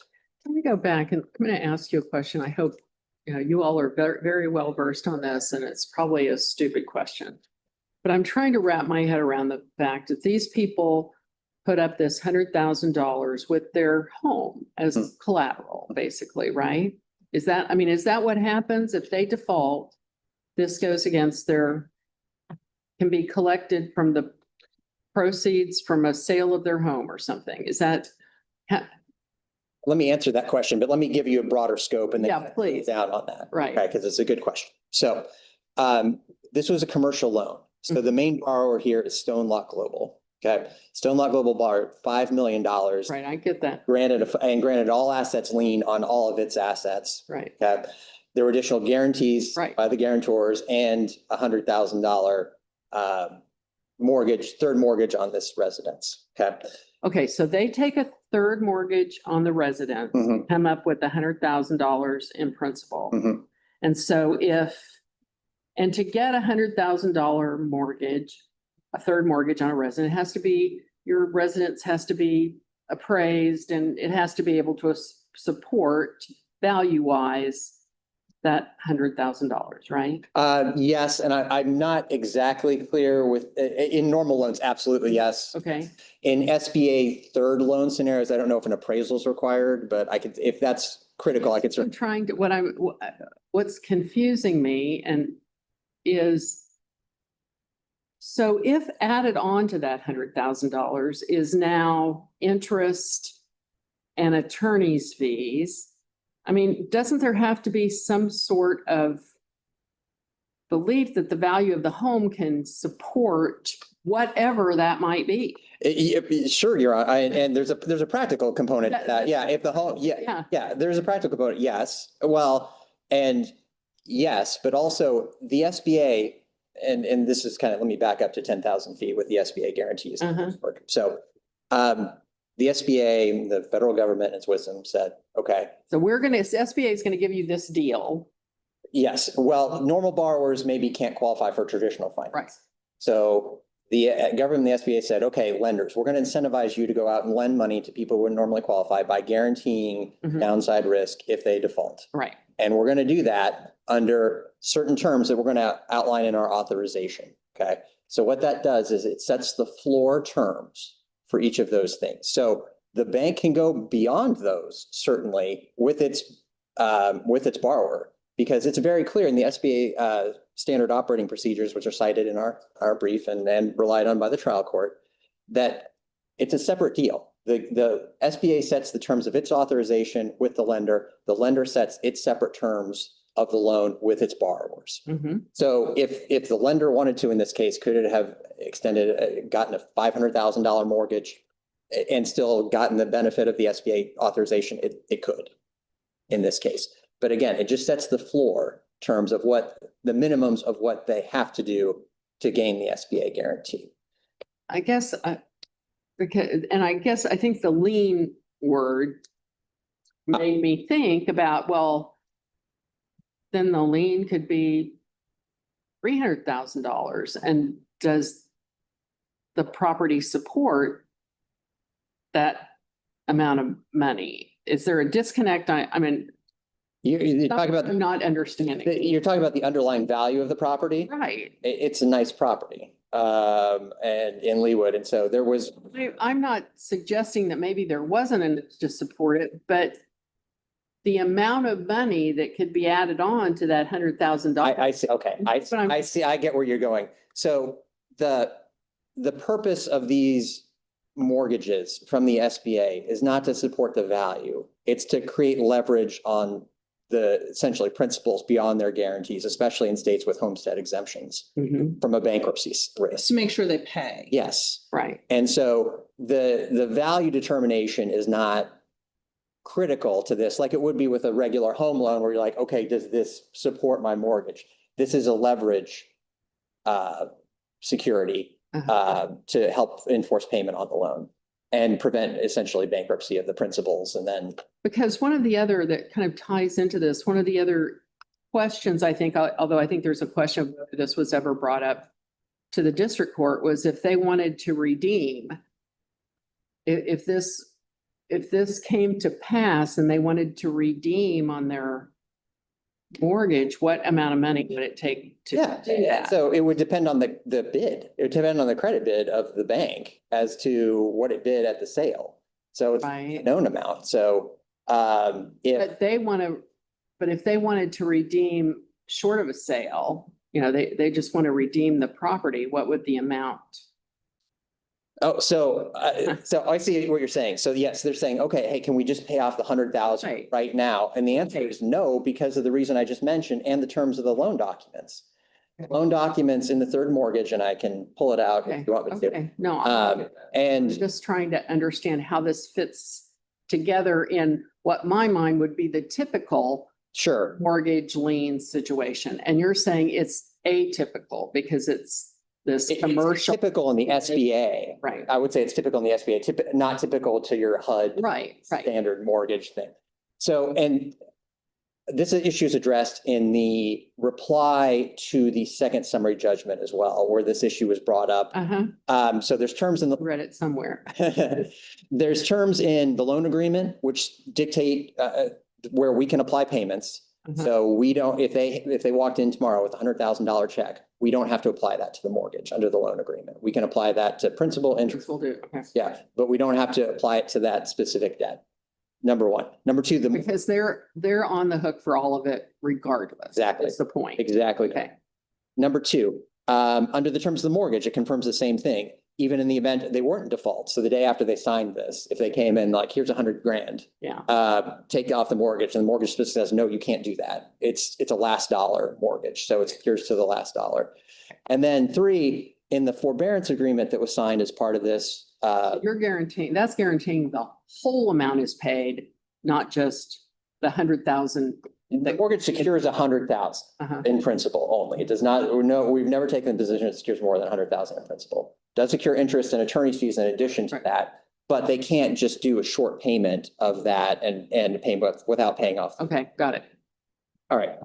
No, I'm happy to answer any questions. So, we were talking about the Dunlap Declaration and Rule 141. You'll have a couple minutes since I took a couple minutes. Okay, I will speed up here. We talked about that. Parole evidence. All right, let's talk about parole evidence. They did not argue, to be very clear, that there was no argument that the mortgage was ambiguous. Right. At the trial court. I know that. Okay. And the parole evidence rule is the reason these sorts of things exist. The alleged statement was 11 years ago on this, and ambiguity cannot be raised from parole sources. They can't introduce their own statement or an alleged statement of another party and say, here you go. Here's a statement. We'll use that statement to make that ambiguous, and then use that same thing to admit the statement. That's circular reasoning. Nelson case cited in our papers. Oral statements can't be used to vary terms. And that seems to be what's happening here. Exactly correct, Your Honor. You can't introduce your own statement. Therefore it's Now it's ambiguous. and therefore it's admitted. Right. It's circular. Right. Yeah. Do you think, I mean, even, let's say we take all of the parole evidence they want us to take. Do you think that creates, They still don't win. okay, let's go ahead and give me a sentence on that. Okay. So the reason they still don't win is it's an ambiguous statement, and the oral statement, okay, admitted, it's in there, but it's still subject to parole evidence. And you can't then introduce it to contradict the mortgage. The mortgage is clear. They haven't argued it's ambiguous. There's no explanation of the language there. So, and again, it's completely reasonable to assume at the signing of the loan, is this limited to $100,000 when you're signing a $5 million loan to make sure there's not a $5 million loan on your house unexpectedly? Yeah, it's limited to $100,000. Completely reasonable to assume they're just talking about principal here.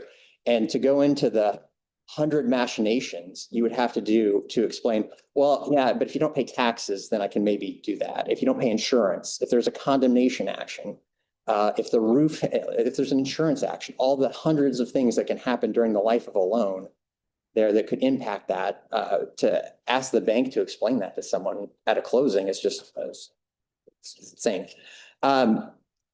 Relationship of the parties, they raise that here. Fraud in the inducement, they only raise that on reply, not raised at the trial court level, not raised in the answer, not raised in the opening brief, and all claims were waived in the forbearance agreement, so they couldn't even raise it anyway. The position of the parties phrasing, Your Honor, is what they're trying to do is to use that phrasing in cases to essentially do what the parole evidence rules forbids and say, okay, well, every statement of the parties at closing. Okay, I'm gonna cut you off. Okay, you have 3 minutes. Thank you. I'm gonna take the first. Last thing he said on first. Okay, yeah, The what I would do too. well, I can remember it. The parole evidence argument was made in our original brief. There was no waiver there. And this fits, as I hate to repeat I myself. think he's saying though that the fraudulent stuff was only raised in your reply. That is true. It was in response to something that they were talking about it. This didn't fit within, hearsay exceptions and all. And so that And we have part of the pretty response. strict rules that we have been reminded by our Supreme Court many times before that we can't consider something that's brought up, an issue that's brought up for the first time in the reply brief. Yes, I can represent to you that we have preserved that issue of the parole evidence and the reason for it.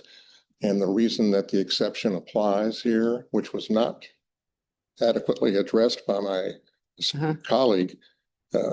As a matter of fact, there was no mention of the exception again to the hearsay rule about this bank representative who is their front person on this loan telling them something. He said it was entirely reasonable for somebody to ask that. Yes, I agree. So now is the argument it's unreasonable for them to accept what they say is true? I mean, these are, again, this is a small business. It's owned by people who are lay people. And they're presented with a massive amount of documents. Maybe if they made a sophistication, if they're ready to enter into a $5 million loan. I don't disagree with that, but I would guess I would say if the Dunlaps made one mistake, is maybe that they took him for his word and not to get some official, declaration to that effect. But to say that that's not an issue in this case, or that it would not impact the court's decision making, based upon what he just told you, at a minimum, as I said before, there's a clear issue of fact as to what was the impact of that statement. What was it based upon? That could all be gone through and analyzed if and when the case is sent back, which at a minimum it should be, to root those issues out. Because the question might be, okay, well, how much should he tell them? Under what circumstances could it be more than $100,000? We could present evidence that absolutely contradicts that. And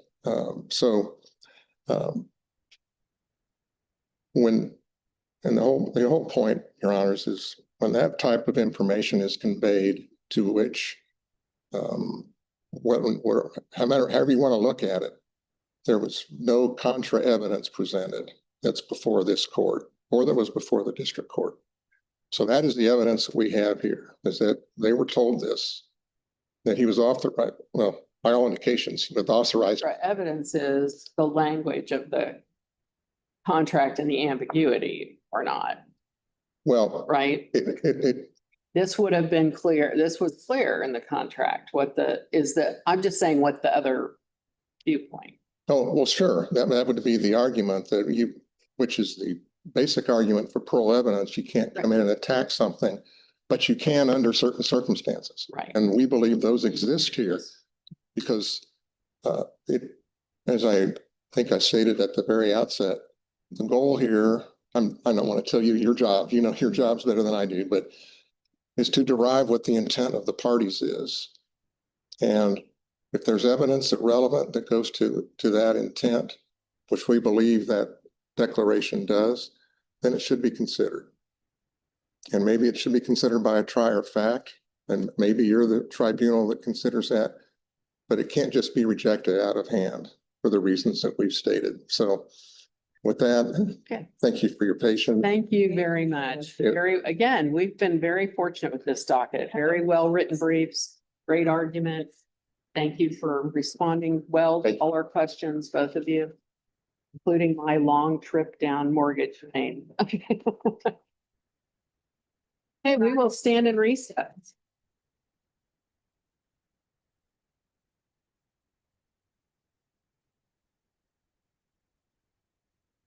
You just want to watch me fall.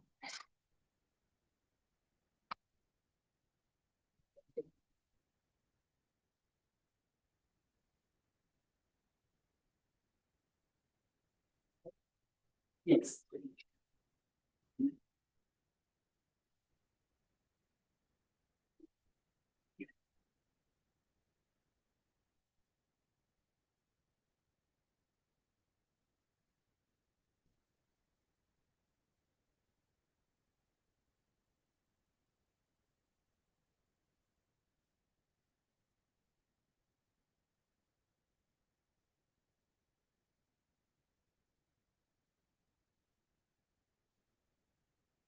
Nice job. Same.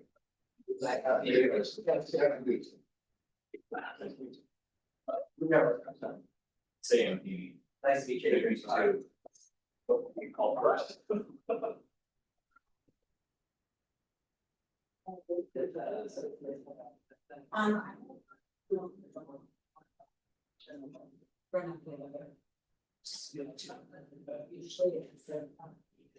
Somebody.